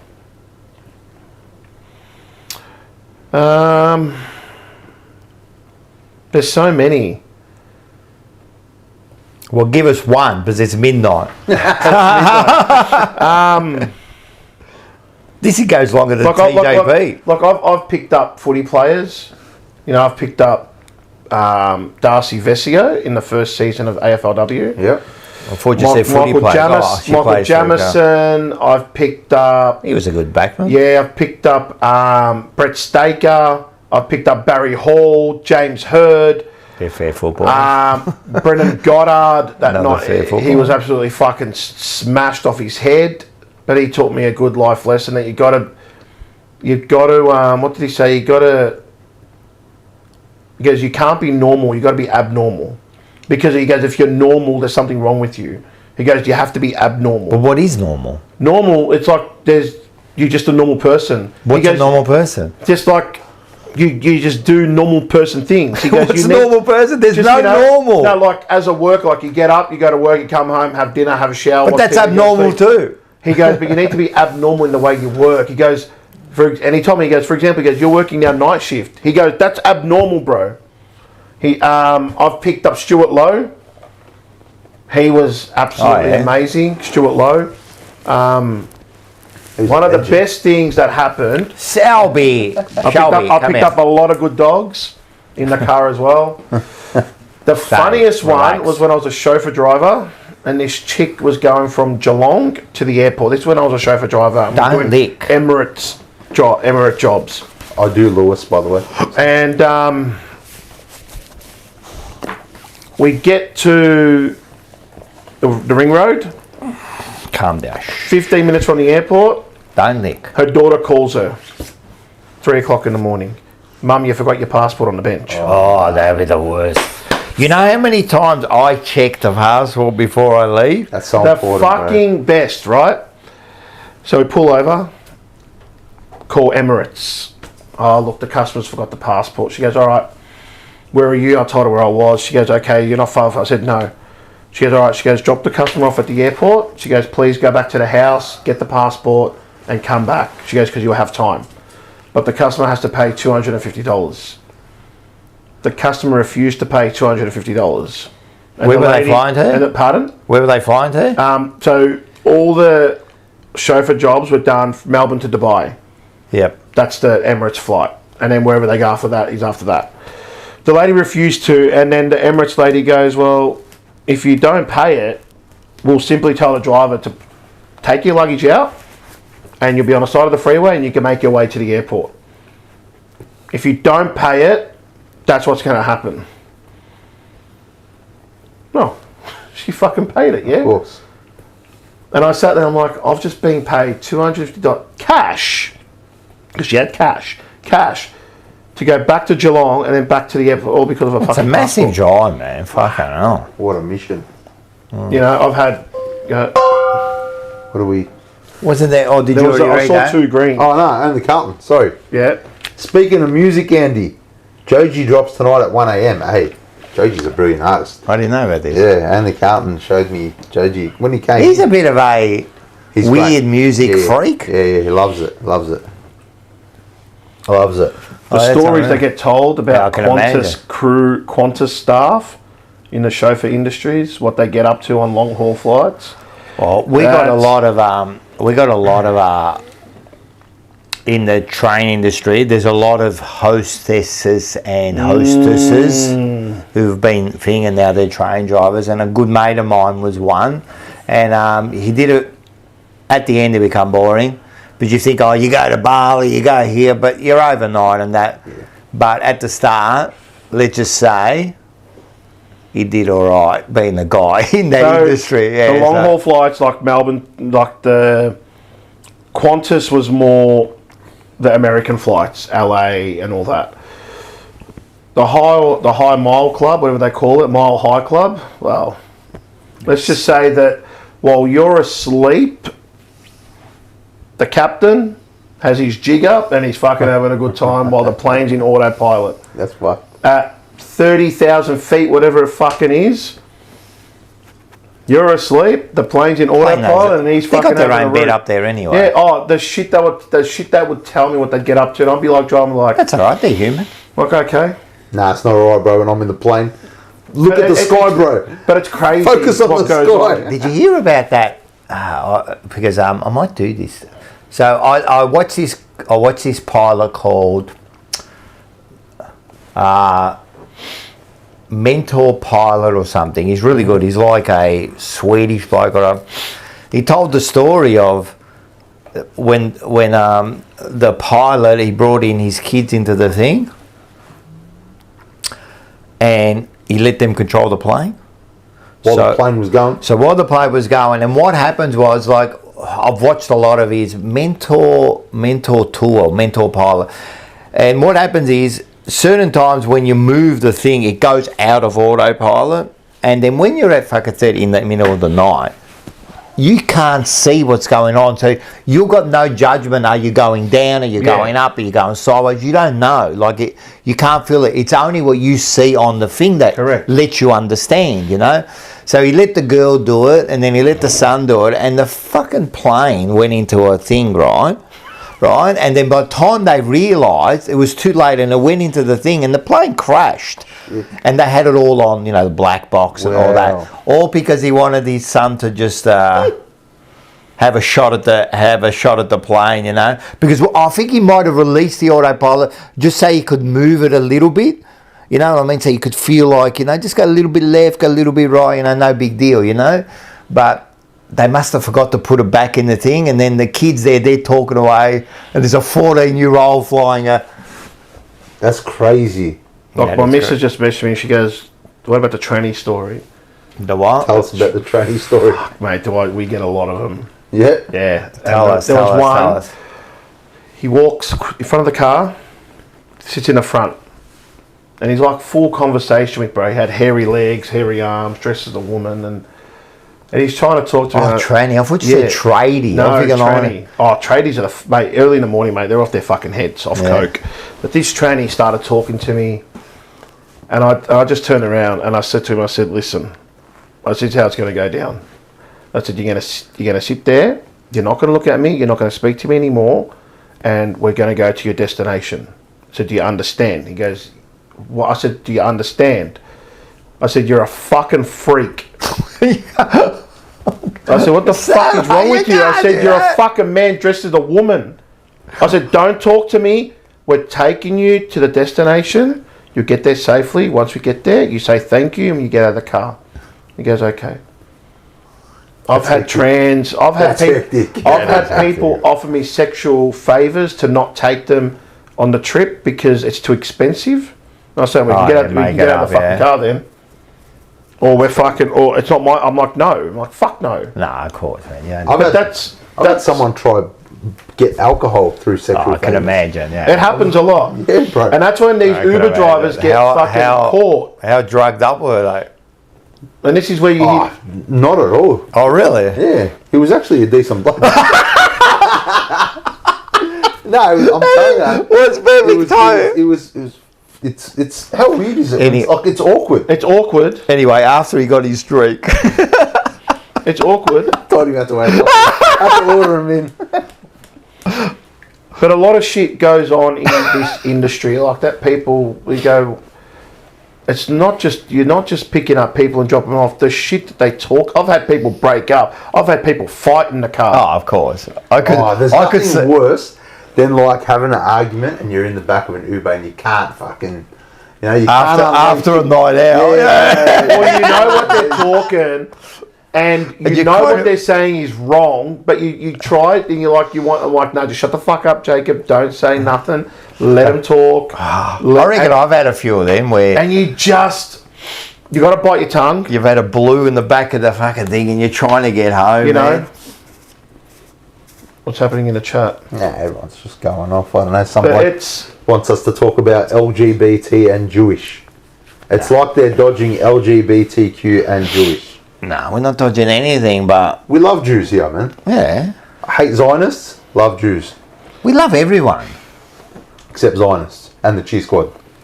Yeah, we did say we didn't like it. Yes, right, we did say we didn't but like no, it. but this industry, like there's a lot of things that go on. Like you pick up weird characters, funny characters, different walks of life. There was this year in winter. I picked up a tradie who lives. For a dong it. Thanks to Morris, our good friend Morris. Pen Morris. You're a good man, Snapper. I love you, Morris. That's the Yeah, comment. Morris is a And I good love man. his pen. Hey, if you want to have a good time, make sure you catch emergency meeting, especially when Morris and Snapper are on, because things can What fly was there. it? Zach Butters, George Hewitt's not. I think George last Hewitt's better than week's Zach Butters. emergency meeting was a good laugh, man. I It was missed a it. good missed laugh. it? I was at dinner. Apparently, according to Morris, He was at his best. Zach Butters is not as good as George Hewitt. So George Hewitt's better than Zach Butters. He'd stick with a 49-year-old fucking Hewitt. And he's got that pen, like he always flicks the pen. He's got the around. pen. This is Morris. All you see is this like big pen. Nah, he's easy. I'll tell you what. We can all laugh at Morris. We can I all. love him, Barry, because when he talks is just, it's proper shit. It's proper stuff. Yeah. He's He got knows the his knowledge. shit. He's been around, mate. He's been The around knowledge. the Carlton block more than once. The knowledge. He's a champion bloke. But yeah, but it's He never gets rattled. Like he'll give you a thing and then you'll go no, or someone will go no, and he'll back to the point. He's switched on. Nah, he's a good Make sure man. you follow his Facebook page as well. Yeah. Carlton Football Club, the unofficial. It's the unofficial Select committee. No, he's a good man. He also shares my story, so very good man. but Yeah. no, it's It sounds good, but you know what? What's next? Do you like music? I love music. Oh, let's get into it. Come on, intro. Yeah. Oh yeah. Who is that bloke? Oh yeah. Deep cuts. So it's funny that song. That's actually Is that part of this? no. It's by Drake. So yeah, the by album, today's album is Honestly Nevermind by Drake. Honestly, never mind. Who? All right. Drake. The GOAT. The greatest of all time. What was that? I'm not going to say anything. What was that face? You don't like Drake? I mean, the pedo. Come on, bro. Nah, bro. Come on. You like Nah, my- bro. Nah, bro. Don't get me started on bro. Kendrick When propaganda, Kendrick bro. Lamar fucking spoke the facts. Cuss. Come on, bro. Cuss. Habib. Cuss. Let me tell you something. Do you like Michael Jackson? You felt. Do you like Michael Jackson? Do you? Love Michael Jackson. Do you?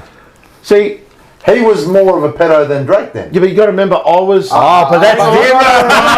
Hang on. So I had a chance to get him molested too. Yeah. But You got to remember, that's the Michael thing with Jackson. Michael Jackson is growing up, I was. So? I mean, when was Michael Jackson era? The early 90s? 80s. Yeah, 89. Yeah. So by the time I was old enough, he was gone. So what? But now Drake- that you know, But Drake, but now that you know, you got to fuck him off now. Cuzzy. I'm a massive hip hop head, Yeah. right? Massive. Yeah, massive. I'm fucked in the head. Mm-hmm. That's how much I love rap. Kendrick's one of my favorite rappers of all time. yeah. Yeah. Kendrick played the industry so well. Kendrick played that beef amazingly well, right? Okay. So everyone knows Kendrick's a better rapper than Drake. 100%, right? Kendrick played the I'm a fucking protester, fucking Black Lives Matter, you're not black, you're this, you're that, you're you know, and then when that didn't really stick, it was, I'm just gonna feed into internet trolling, which was calling Drake a pedo. Right? So he went below the belt, and you know, everyone said, Kendrick's the savior, bro. Kendrick's the hip hop savior. What happened? I'll tell you what happened. Drake stopped releasing music for a bit. Drake said, you know what? Sweet, all these guys. Yeah, guys. Stop messing with him. Cool, you know what? I'm not doing a feature for you. I'm not doing a feature for you. I'm not doing a feature for you. Guess what happened for the first time in 35 years?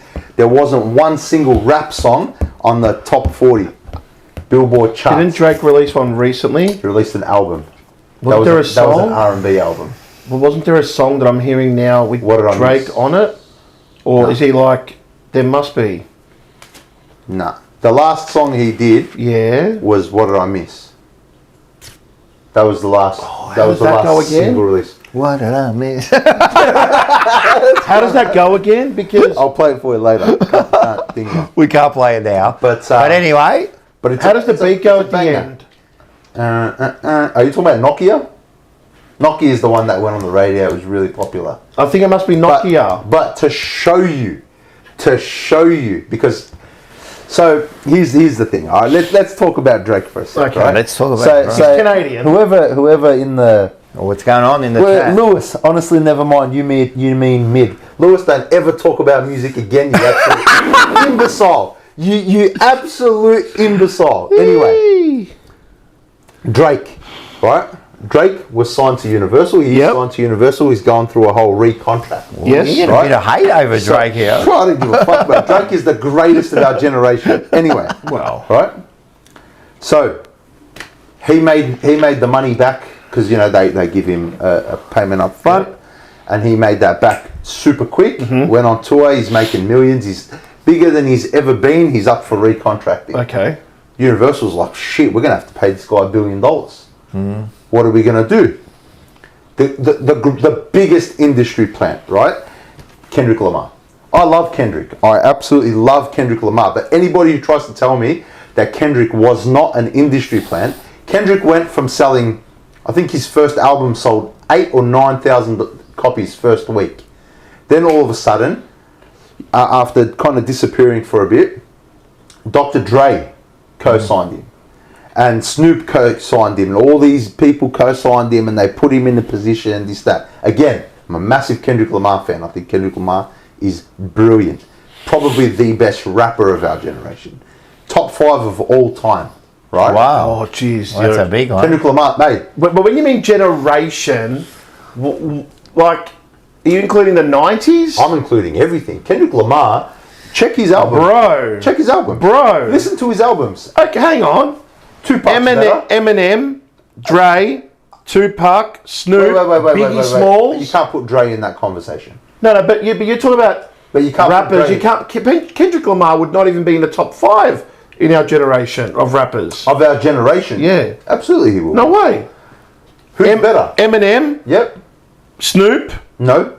Really? Snoop is not a better rapper than... I love Snoop. Come on. I love Snoop. Biggie, not better than- Tupac, Eazy-E. Eazy-E wasn't Lil great. Wayne, Lil Jon? Eazy-E. Little John. Little John. Lil Wayne. Come on, bro. Okay, so Lil Wayne's top 3 for me. Where's Biggie? I'll tell you my top 5. Okay. My top 5 is Andre 3000. I think Andre 3000 is the greatest actual MC rapper. Okay, of all okay. time. Right? Tupac. Yeah. Number 2. Tupac's untouchable for me. Lil Wayne's number 3. Yeah. And then I'd probably go Eminem. Yeah. Right? And I'll give that 5th spot to... It's either Kendrick or none. What about 50 Cent? 50 Cent released 2 good albums, bro. Doesn't matter. It has to matter. It's the music of that era. Yeah, but bro, We still listen to it today. Lauryn Hill released one of the greatest albums of all time. Why isn't she considered one of the best then? Lauryn Hill released The Miseducation of Miss Lauryn No Hill. Eazy-E? Which is one of the greatest albums of all time. Don't worry about genre. Albums. What about Eazy-E? Eazy-E's brilliant. He's a pioneer Right. of gangster rap. Champion. But if we're going to discredit Drake for using writers, then guess what? You got to discredit Eazy-E, because Eazy-E wasn't a rapper. Watch the movie. Eazy-E wasn't a rapper. Eazy-E was a gangster who had a good voice. That what's his name? Is it DJ Yella? Would write for him. Ice Cube wrote all of NWA. Ice Cube was another good one. Ice Cube's a legend. Like it's hard to. Bro, have you heard Good Kid, Mad City album? No. Go listen to Good Kid, Mad City, the album, front to back. Listen to it front to back. Then go listen to what's his second one? I can't remember. To Pimp a Butterfly. Then go listen to Damn. Those three, bro. Kendrick released like fire. No, I get that. That he's like amazing. To put him above some of the greatest all-time rappers, it's huge. Who? Kendrick? Yeah. Bro, Kendrick would be, you know those rappers you just mentioned? Mm-hmm. Kendrick is probably their favourite rapper right now. And probably has been for the last 10, 15 years. Growing up, we listened to Dre, Eminem, Snoop, Tupac, Biggie, Eazy-E, 50 Cent. Same. They were fucking legends of the era. But bro, like, there's a difference between being a legend of an era and transcending eras. I know that. But and that's why. And I always say, imagine Tupac and Biggie were alive a lot longer. They would have been hated, because that's hip hop culture. Hip hop culture is to hate whoever's old. You're old. Like the only people who kind of still do it are Snoop and Nas, really. Like Snoop killed at the grand final. He did really well. But like my mate went to that Friday live concert, and he goes, Lil Jon just fucking killed it. Yeah. Oh. I saw Bless two. You. There might Morris. be two. Hang on, there might be another one. No, Just that one. Morris, thank you. There's only one GOAT, and that's Eddie Vedder. Who? Pearl Jam. We're talking about hip hop, bro. Pearl Jam. Talking about hip What's hop. he talking about? See, this is what Morris does on Emergency. He just goes on to something else. We don't know what's going on here. So who I want to know. So Lewis is saying, stop trying to erase. He calls him Kane. Yeah. Stop trying to erase Kanye from history like WWE does with Chris Benoit. Bro, I love Kanye West. Kanye West is one of my favorite artists of all time. And I don't know if this is the first time you're watching, but if it is, then we've spoken about Kanye. Oh, how much? How many albums have you brought in? How many albums have I brought in? Kanye is like one of my favorites ever. I say Drake is the greatest of our generation. Is this personal? Yeah, absolutely. It's personal. Has to be, Absolutely. doesn't it? Because No, you might absolutely. say one, you might say the other. Yeah, absolutely. It's hard to put. There is no wrong or right answer with this. It's stuff, hard right? to put people in. The reason why I say Drake is the greatest of our generation, because there hasn't been a bigger pop star than him coming out of the genre. There just hasn't. He's got the record for being the most streamed artist in the world. In the world. Think about that. He's the most streamed artist, hip hop artist in the world. That has to put weight on. Yeah, of course. He's got the most number ones or the most charted songs in hip hop history. That has to mean something. And hip hop has this like allergy to the word pop. Right? They make pop seem like it's a bad thing. Pop just means popular. It's like if something's popular, it's not necessarily a bad thing. But right? now we had this chat. Yeah. About now the word is associated with that. With commercial. Yes. Yeah. So anyway, I'll get onto the album. The album is called Honestly Nevermind. Got another one? Here we go. Only Carlton. Thank you. 50 Cent had the greatest debut album of all time. It's pretty good. Jay-Z. Pretty good. Bro, Lewis is trying to talk to me about the Weeknd, bro. I got Weeknd tattooed on me, bro. Just shut the fuck up, bro. You're not on my fucking level, cuz. At all. Just bro, literally EXO on me, bro. The Weeknd. Is the Weeknd hip hop, bro? Like, this guy's just talking. Anyway, Lewis, shut the fuck up. Honestly, never mind. Right? When this album released, hip hop fans, and only Carlton joked about it. I wrote about this before earlier today.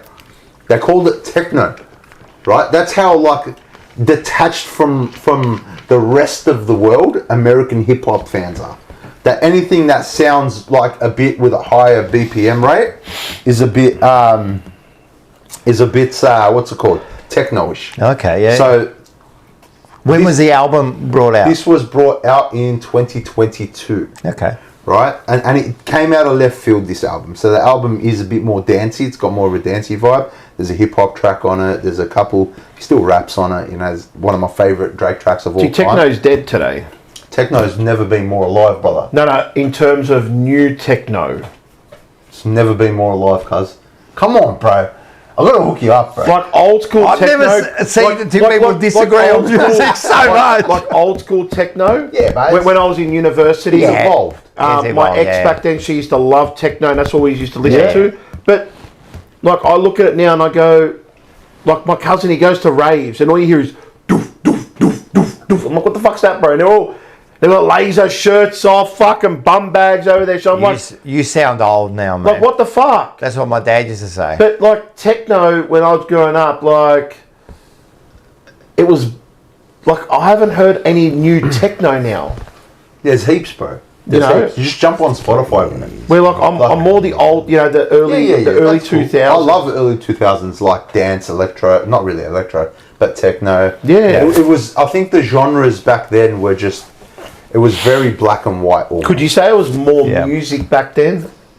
I think there's more music now. But didn't it just, wasn't that, like those days there, that's when it kind of began. I think it began, techno really began in the 70s, bro. Yeah. You're right, because with the music, I know. Yeah. But it really became popular a bit later. It became popular in the 90s. Yeah. I think techno kind of took its own. I think there were parts of techno, of course, in the 70s and that. It was definitely more underground in the 70s. Become more popular, like in that, like become a more mainstream kind of thing. I think 90s it became a bit more radio friendly. Yeah. And then I think late 90s, early 2000s is when like tracks like Sandstorm kind of came out. DJ Sammy and all that. So they kind of came out and brought they brought it to the commercial. Like who's the equivalent today of DJ Sammy? Probably David Guetta.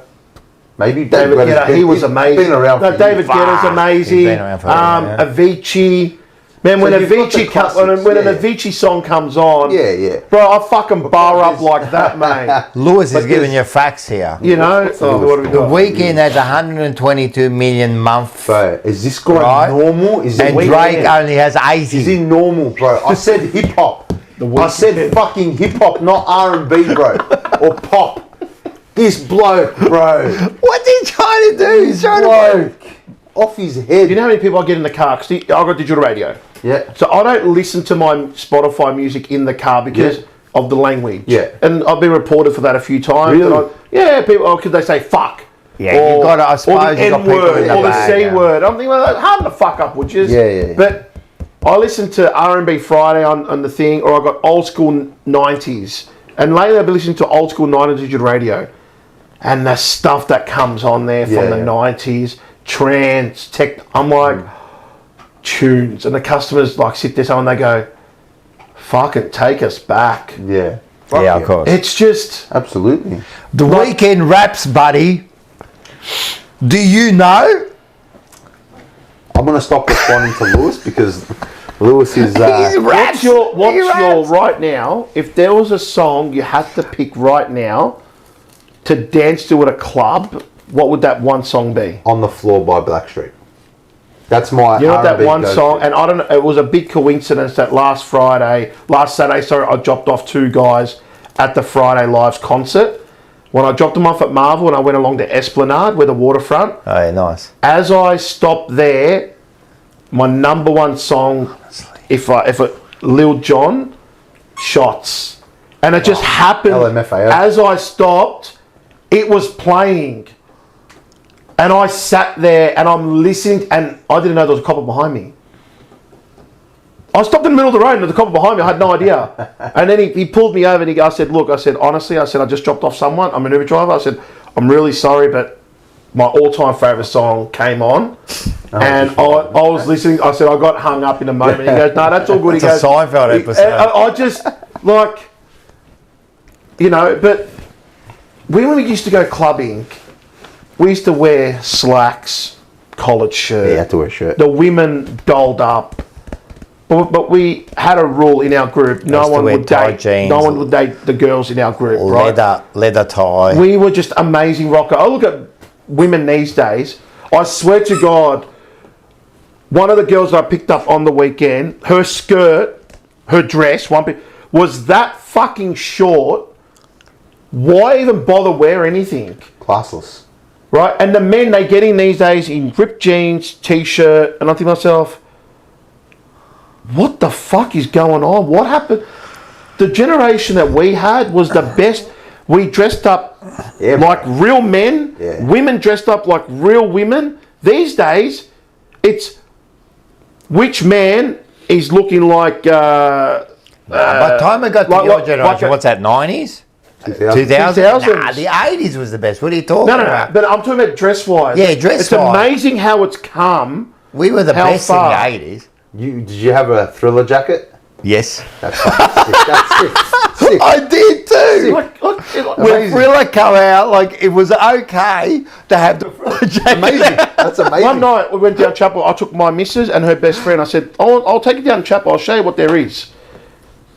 And her best friend was in the back seat fucking flipping her. She was flipping her shit, losing her shit. It's crazy. She goes, how short are these skirts? I'm like, look at them. It's crazy. And it's true here. They say, is that Mistra or whatever, Vistra, I think it is. And the music videos were also sensational. Were they better? They were better back then. Remember Rage in the morning, I say Saturday this morning? all the time to my missus. Me and my missus, we love just watching music videos on YouTube. It's just a thing we do. And I miss when artists cared about their videos. Yes. And speaking of The Weeknd, Lewis, Weeknd's got some killer film clips. He cares about the art of the video. Yeah. Whereas a lot of artists, man, it's just probably a lot of just AI, digital creation, like whatever, you know, like it's just the It was part of the formula. song, man, and we used to wait for MTV because that was, and used to get on there and they used to bring out these videos and they... It's crazy how times have changed, Rocco. Of course, but that's life. Yeah. You know, it's these days I feel that it's who's got the bigger tits, who's got the bigger ass, which guy looks like a fucking... I'm sorry to say, but the blokes that go clubbing these days, I think to myself, if you went back in my days, a woman would not even fucking look at you. Maybe. I don't know. Anyway. It's honestly, crazy, never mate. mind. It I'm going to came listen out. to it tomorrow. They shat on it. But when this came out, about a week later, I went to Greece. It was my last holiday. Went to Greece. And this is all they played in Greece. This album. It was like the vibe of Europe. And I've just got a lot of memories attached to it. It's a killer album, bro. Anybody who tells you it's not a good album, shut the fuck up. Like, listen to it, enjoy it for what it is. Well, Wednesdays are my Andy album listening days. Yeah. So what I do on a Wednesday is I listen to the album. So tomorrow is going to be my Drake day. I'm telling you, bro, this album is fun. It's you know, it's boppy. You'll like it. You have to listen to it loud. Always. Or, you know, I like listening to music. Always loud. listen to it loud. I'll always tell you to listen to it loud. Always. Fantastic. Get into your movie? That was the best music segment we've had so far, I reckon. That was the best. Lewis says Her Loss is better. I like Her Loss. It's a great album. It's a different album. Can't really compare. But again, Lewis, you're probably stirring the pot here. But it is personal choice. It's a good album. It's personal choice. Yeah, absolutely. Yeah. Her Loss is a great album. Hours in Silence is one of my favourite tracks of all time, and that's on Her Loss. So Remember Tiesto? I love Tiesto. A Diego for strings. Come on. Oh my god. Guys, when the strings kick in. Bro, like this generation today have no fucking idea about music. We had music. I love listening to the 80s. I love listening to the 80s, the 90s, the early 2000s. That was music.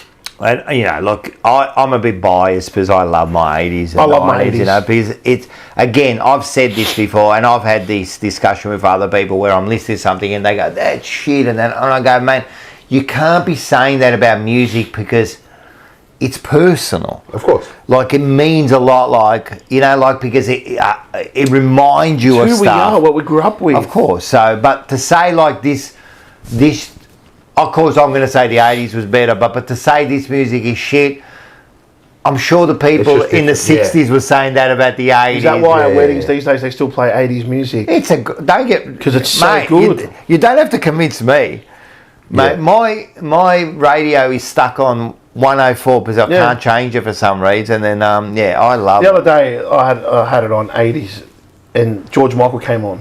I love George Michael. He's a great I said, singer. well, you know, this is. She goes, no. I said, have a good. And she goes, oh, George Michael. She goes, yeah. She goes, Which song? I don't know. I forgot which song it was. And she goes, so you gay? I'm like, what the fuck's wrong with you? I'm like, I love George Michael. I mean, I'm George gay. Michael's a legend. Careless Big Whisper, guy. bro. Oh, Come on, bro. All of them. Freedom. Careless, and then when they played Careless Whisper know- for the Champions League goals, when they Oh. slow motioned it, and oh my god, bro, it's He was a champion, man. And when he Music. started with Wawa Knee and that, and then he went solo.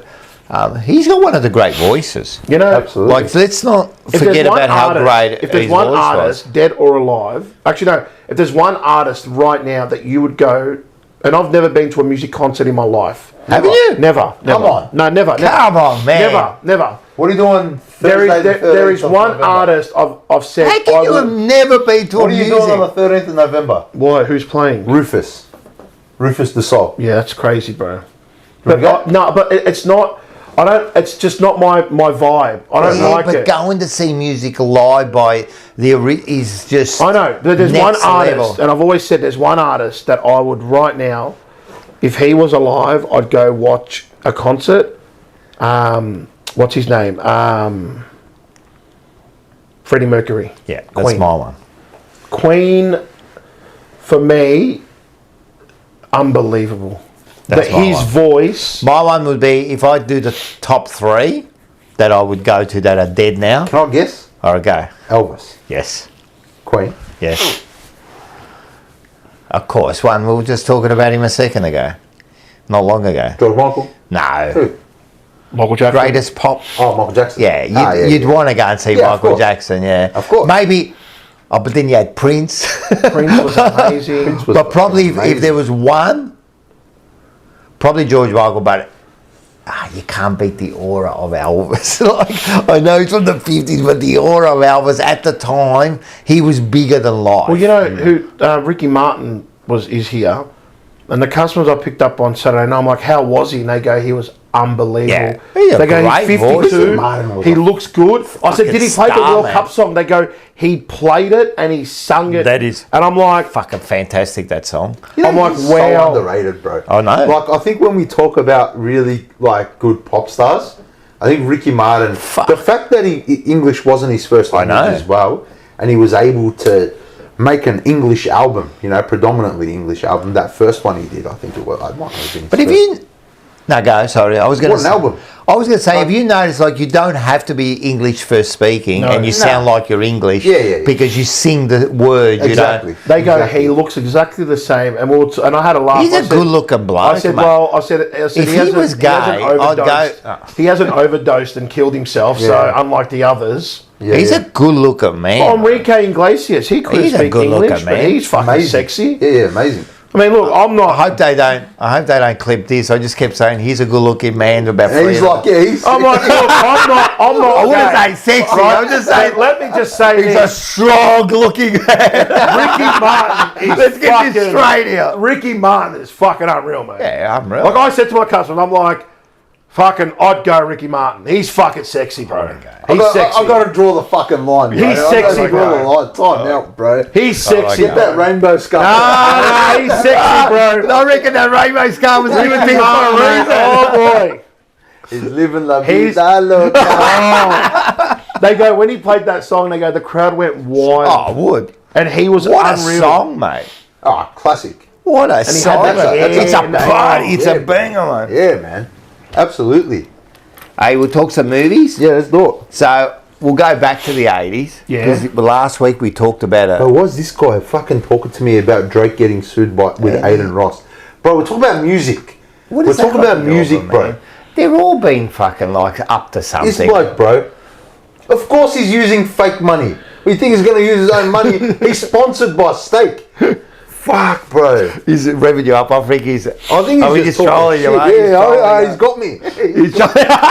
That's the comment that's going to get That's you. the comment.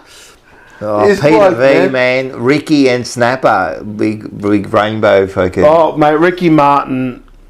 It doesn't mean that, you know, the way I just spoke that I'm fucking gay or whatever. But you appreciate, Of course. when growing up in my time born in '88, I grew up in an era month? where August, Oh, I'm a bit older than where you. music was music. I grew up in an era where music was music, and these artists, they sung from the fucking heart. It meant something. Look, you don't have to convince me, You but know, I love. Like, I'm not gay. I'm straight, but you just go fuck. We're just going to He's a establish handsome bloke. I mean, the Hoff, fucking Baywatch. I mean, wow. Look, I would have. What's her name? Who was the chick I would have on- said Pamela who was the- Anderson, but Pamela you went Anderson. straight. Every bloke fantasised about Pamela Anderson. Even the gay guy fantasised about Pamela Anderson. I would have gone straight to Pamela. You went to David Hasselhoff. No, mate, the Hoff had the body, mate. Nah, bro. You just go like the Hoff, man. I was Like, you know what I mean? the titties bounce. Oh, I know that. But I used to be like, oh, they're running. You know, when that show came on, that was like a revolution for for us, man. We go look at that and I go, what is this show, mate? and you look at Pamela Anderson. That's right, just my missus. All right, so we were talking about movies last week, Yep. and then we mentioned the movie, and I said, I've got to go back and watch. Let's do it. Got to watch, and I watched do it. both of them. Oh, What movie? let's do it. Is it Van Damme? I'm hoping it's Van Damme or The Godfather. Well, first of all, Let's see. go. Oh, you got to watch this intro. Look at Rocco. Look at him.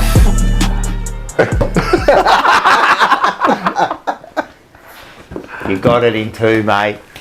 Oh, yes. We got Bloodsport followed by Kickboxer. Oh, yes. You had to watch it, mate. Anyone that watches this show knows that we love Van Damme. Do you like Van Damme? Oh, Jean-Claude Van Damme. Oh, yeah. I love Now- that. I love that Oh, movie yeah. when he's in the diner eating, and he's eating the food, but he doesn't know how to pay for it. Which one's that? I don't know what that is. But anyway, I know it. Yeah, and then like he just keeps eating, and then he gets up, and he fucking belts the owner. Isn't that Bloodsport? No. If someone knows it, comment it. He's sitting- Bloodsport, he dances. I love his dancing in Bloodsport. Jean-Claude You know, when he Van gets Damme. him drunk? You know, in Bloodsport, Yeah. he gets him drunk, Yeah. and then he dances with the girls, like, and he does that dance, man, then he does the splits, Yeah. right? And then he gets the blokes to fight him. So, Universal Soldier. yes, that's Is that what it what was, it I is? think. That's Yeah, the one. Universal Soldier. It might be. Shelby, move. and he orders all this food, and then he. Shall we go? So watch them again. I love those movies. I said this last week. You watch it, it's so cringeworthy at times it's that good. Yeah, That it's that good. And the music in it, you know that 80s music, they kind of pumps you up. Yep. And then both movies are identical. Of course. They've just added a different character in it, right? He does the same training. One, he starts as a kid, the other one is in the Marines or whatever, you know. But the final scenes in them, that like you sit there and you just Gee up. oh, They're great. it's you know it's about to happen, but you know, like it's so good. But actually, there was a picture today yesterday of the guy who played the Asian bloke. Yeah. Right, and he's like 80 or 85 years old. He's real fucking old, mate. He still looks half decent shape, but he's like a skinny bloke now, you know. But I looked at him, I go, mate, that's that bloke, man. He was a beast, wasn't he? Amazing, What was huh? his name? Isn't that amazing? Like when you look at old people, right? Even when they walk down the street, you see someone really old. You don't know who they used to be. That's right. You know, you never That's know who right. they used to be. You ever seen, like, they do it on Facebook now? They'll show some pictures of like girls in the Then and now.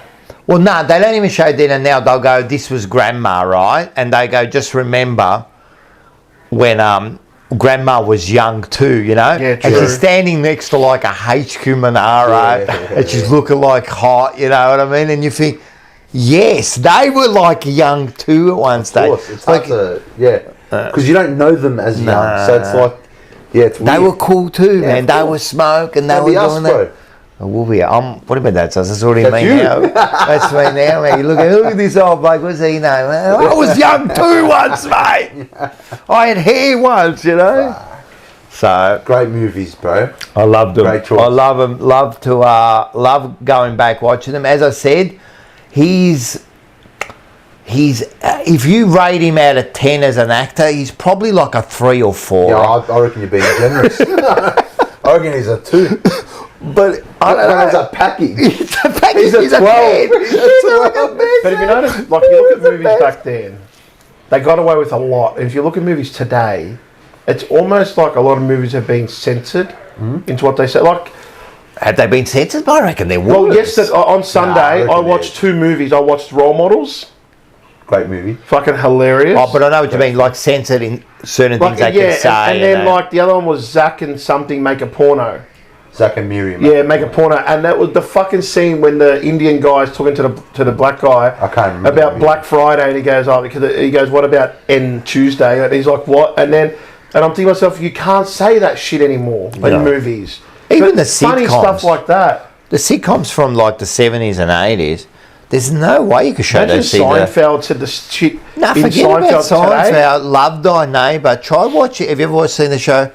If you watch Love Thy Neighbour, you can watch it on clips, right? If you see what they say to each other, it's an English show, living next to a black African. If you see the things they say to each other, I cringe now thinking, oh man, what are you saying? Really? Those days it was normal. Yeah, wow. Kingswood Country. Watch Kingswood Country. The British one that I grew up watching was Mind Your Language. Mind Your Language. Hilarious. Three Stooges. Three Stooges, yeah. Mind Your Language. Mind Your Language. That Spanish bloke in Mind Your Language is one of the funniest blokes in the world. See. I've never even... See, I've you've never seen Mind Your Language? Oh, you got to see it. Watch the clip where he tells the joke about his uncle dying in hospital. Mate, that's not the best joke ever. The doctor told next minute. No, don't tell him. Just tell him, man. You gotta watch. You gotta see when the teacher asks him, "What do you call a group of cows?" And he goes, "Por favor." He goes, "I heard the cows." He's like, I've heard of a cow. I'm like, It was a but he great talks concept. about how his dad died in hospital, and it's fucking hilarious. No, he's the best. Some of the best shows. All right, it's Mind already Your Language. 12:30. This is our longest episode. It is the longest. No, we episode spent how we've long been on religion? We did. Well, you spent like half an hour on debating who's the best rapper. Well, but It's like been you said, sitcoms, like you watch Seinfeld and the jokes he makes about his own people. Yeah, a You lot of can't. those. They don't make sitcoms like that anymore. No. But it's hilarious. It was Have funny. you heard of the young kids these days, ones that are getting offended by old shows? Yeah. Like, what are you doing? What are you getting offended? Like, I You get do offended if you say understand that. something to him. There was a comedian who said this, that, you know, people that get cancelled like 10 years after they said something. Mm-hmm.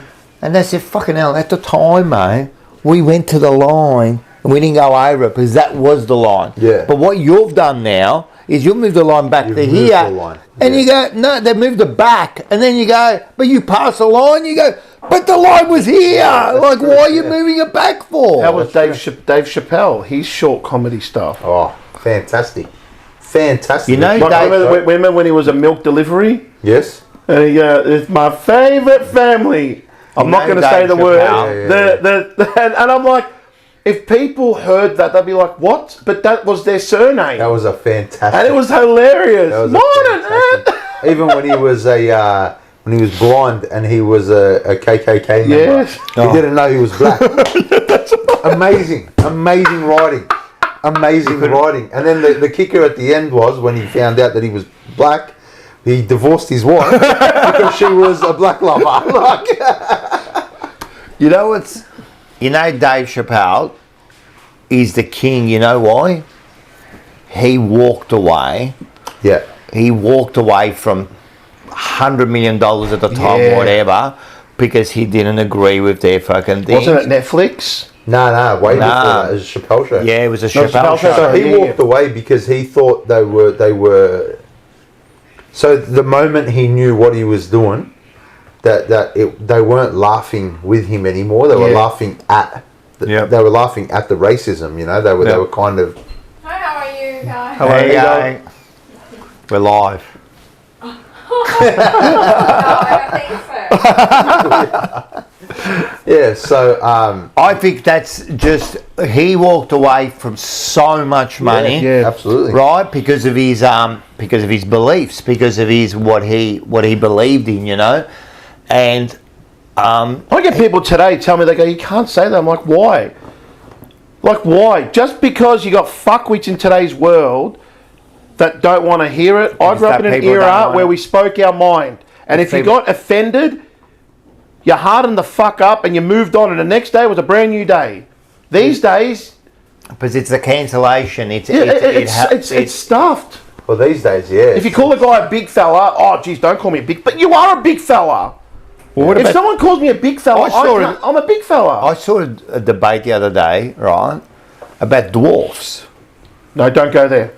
What? Brocco, I'll piss myself laughing. Don't go there. No, about dwarves. And the debate was, it was with that English, dwarfs. That English, it's talk show bloke, right? And they had they had a dwarf on there, right? And the problem is that you can't use dwarfs as actors, right? Why? Because it's kind of like. It was this weird thing. Anyway, they're having this debate, and the bloke was arguing about this, and he's going, but the dwarf was going, and you can't call them dwarfs, and the dwarf was going, but that's what I am. And he was arguing with him, saying you can't use it. But that's what they are. And he's going, and he goes, then what should you call me? And he's going, like little people. He goes, but I want to be called little, like, and I'm thinking to myself, why are you getting offended by this bloke? Like, this bloke saying it's okay. Yeah. It's okay. And what they're doing is they're taking acting gigs away from dwarfs, right? And they love it. That they do. But are they taking away roles? Well, you know, for example, Snow White and the Seven Dwarfs, that was a big fucking disaster, right? Why? Because they used that girl, right, who was... Oh, so they used that girl. Yeah. And then apparently she was insufferable. Yep. Because she kept talking about how offended she was by the movie she's in. Yes. So, and then it was the biggest flop ever, right? Yeah. But you know the thing about that, you know the dwarfs? They had dwarfs in there. Then they took them out, right? And they used AI. And then they were all over. There was like a big bloke, there was a black bloke, there was... And you go, why? And they said, because, you know, you got to be bloody these days, you know, the dwarfs, it's offensive and that. So what they call them in the movies, dwarfs still?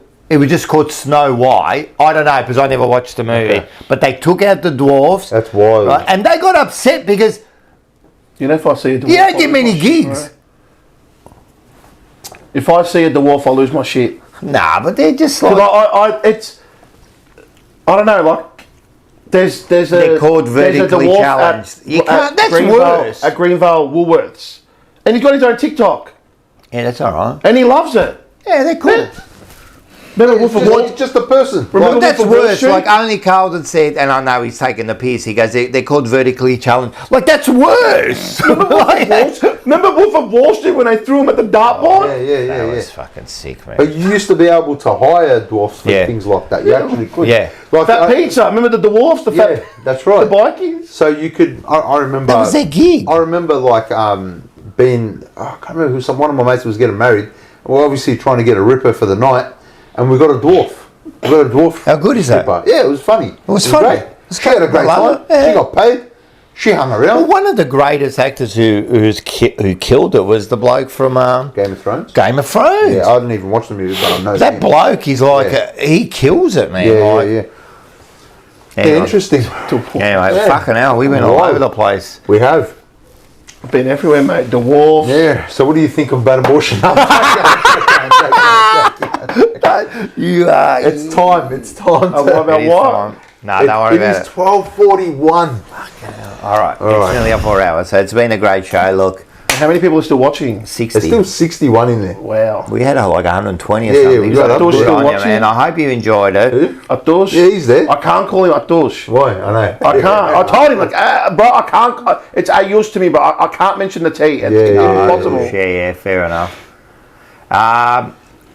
Yeah, been thanks good. for everyone. No, it's been really good, man. Thanks to everyone for tuning in and sticking with 100%. us. Stick it with us. Thanks to Snapper No worries. We went off topic. coming in. No, we you for never. joining us. No.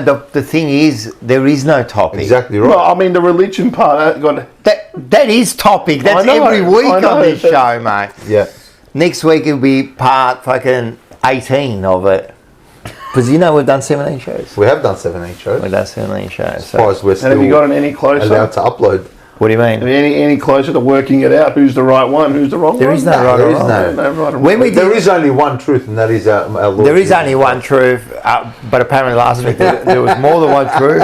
I can't understand that, but there is only one truth. Now, listen, when we got together with this one here, we said, this exactly, I think last year was a good year. This year is what I wanted the show to be. Yeah. This year, I think it's evolved into the show we wanted it to be. Yeah. We discussed it and we went, listen, we just want a show where we can just discuss anything. Open, It doesn't honest, matter raw. what comes up. We can have an open discussion and Of then we course. can walk away. And I think we've done it this year and we've had some good guests. So, thanks for everyone. You get to see a side of people that Love you, Atush. Yeah. that you wouldn't see, and that's. I hope a lot of people now saw the side of me that it's not just about football; it's everything. Anyone that thinks that or outside of any it. of us is just football, like what's wrong with crazy. you, man? Of course. That's one part of our And I life. get it. Like one of my best mates, he's lost at the moment because there's no AFL, but he still love keeps it. track of other sports and all that. But I love get it. it. To some people, AFL is everything for them. Yeah, I know. But And I'm glad that we can we've got our stuff shows. that- We yeah. can give them something every week, to Yeah, be man. part of. And you just know? because we get heated during the season doesn't mean we're like that in the off season. Yeah. No, we let You our know? hair down. Yeah. Only Carlton, I'm just football, and he is just Yeah, football. loves it. He's just football. You need a girl in your life. Don't So listen then- to him. No, you Stay do. single, bro. Nah, you say that, but you don't want to be staying single. Stay single. Good Yeah, show. I Great found show. I found a good one, bro. She lets me go fishing. that's She doesn't true. ask questions. That's true. As long thanks. as long as she put the Christmas tree up early, that's the main thing. Even then, I fucking hate My it. missus is doing it this week. Bro, I got a deadline. I have to finish already. the front of the house, the garden, all that, before the Oh, end you of go that November. far? And what's it doing? It fucking keeps raining now. Yeah.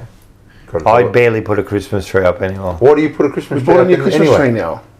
for Father Christmas. Why do you get presents?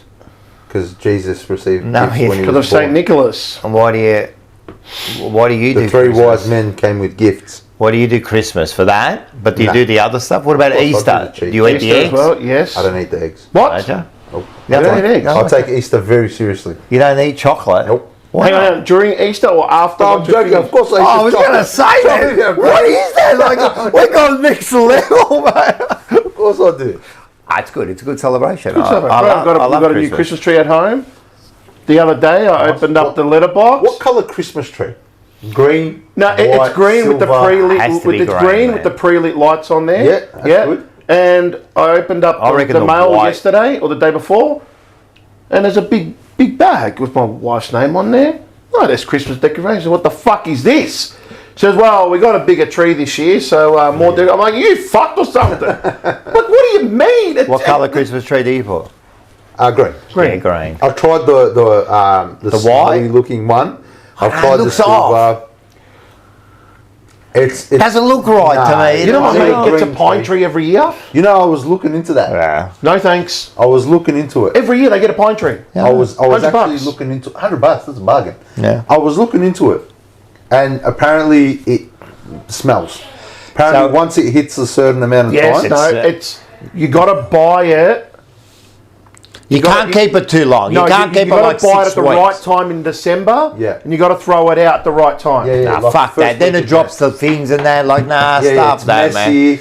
But apparently, And then you don't know what to do. We got to get rid of it. Like, throw it out the front of the So house. we went from 1.8 metre tree to 2.1 metre tree, so 30 that's centimetres. huge. And Mr. Snapper's I've already got a fucking 2. buying I've more got- shit for the tree. I'm like, what are you doing, man? Yeah, I got a 2.1. you know what? I ever thought, right? If I ever like get loaded, right, Yeah. and I buy the house I want, Oh no. what? Are you going to buy a big fucking tree? No, I'm going to get the tree, Yeah. and it's going to be in a false wall, revolving.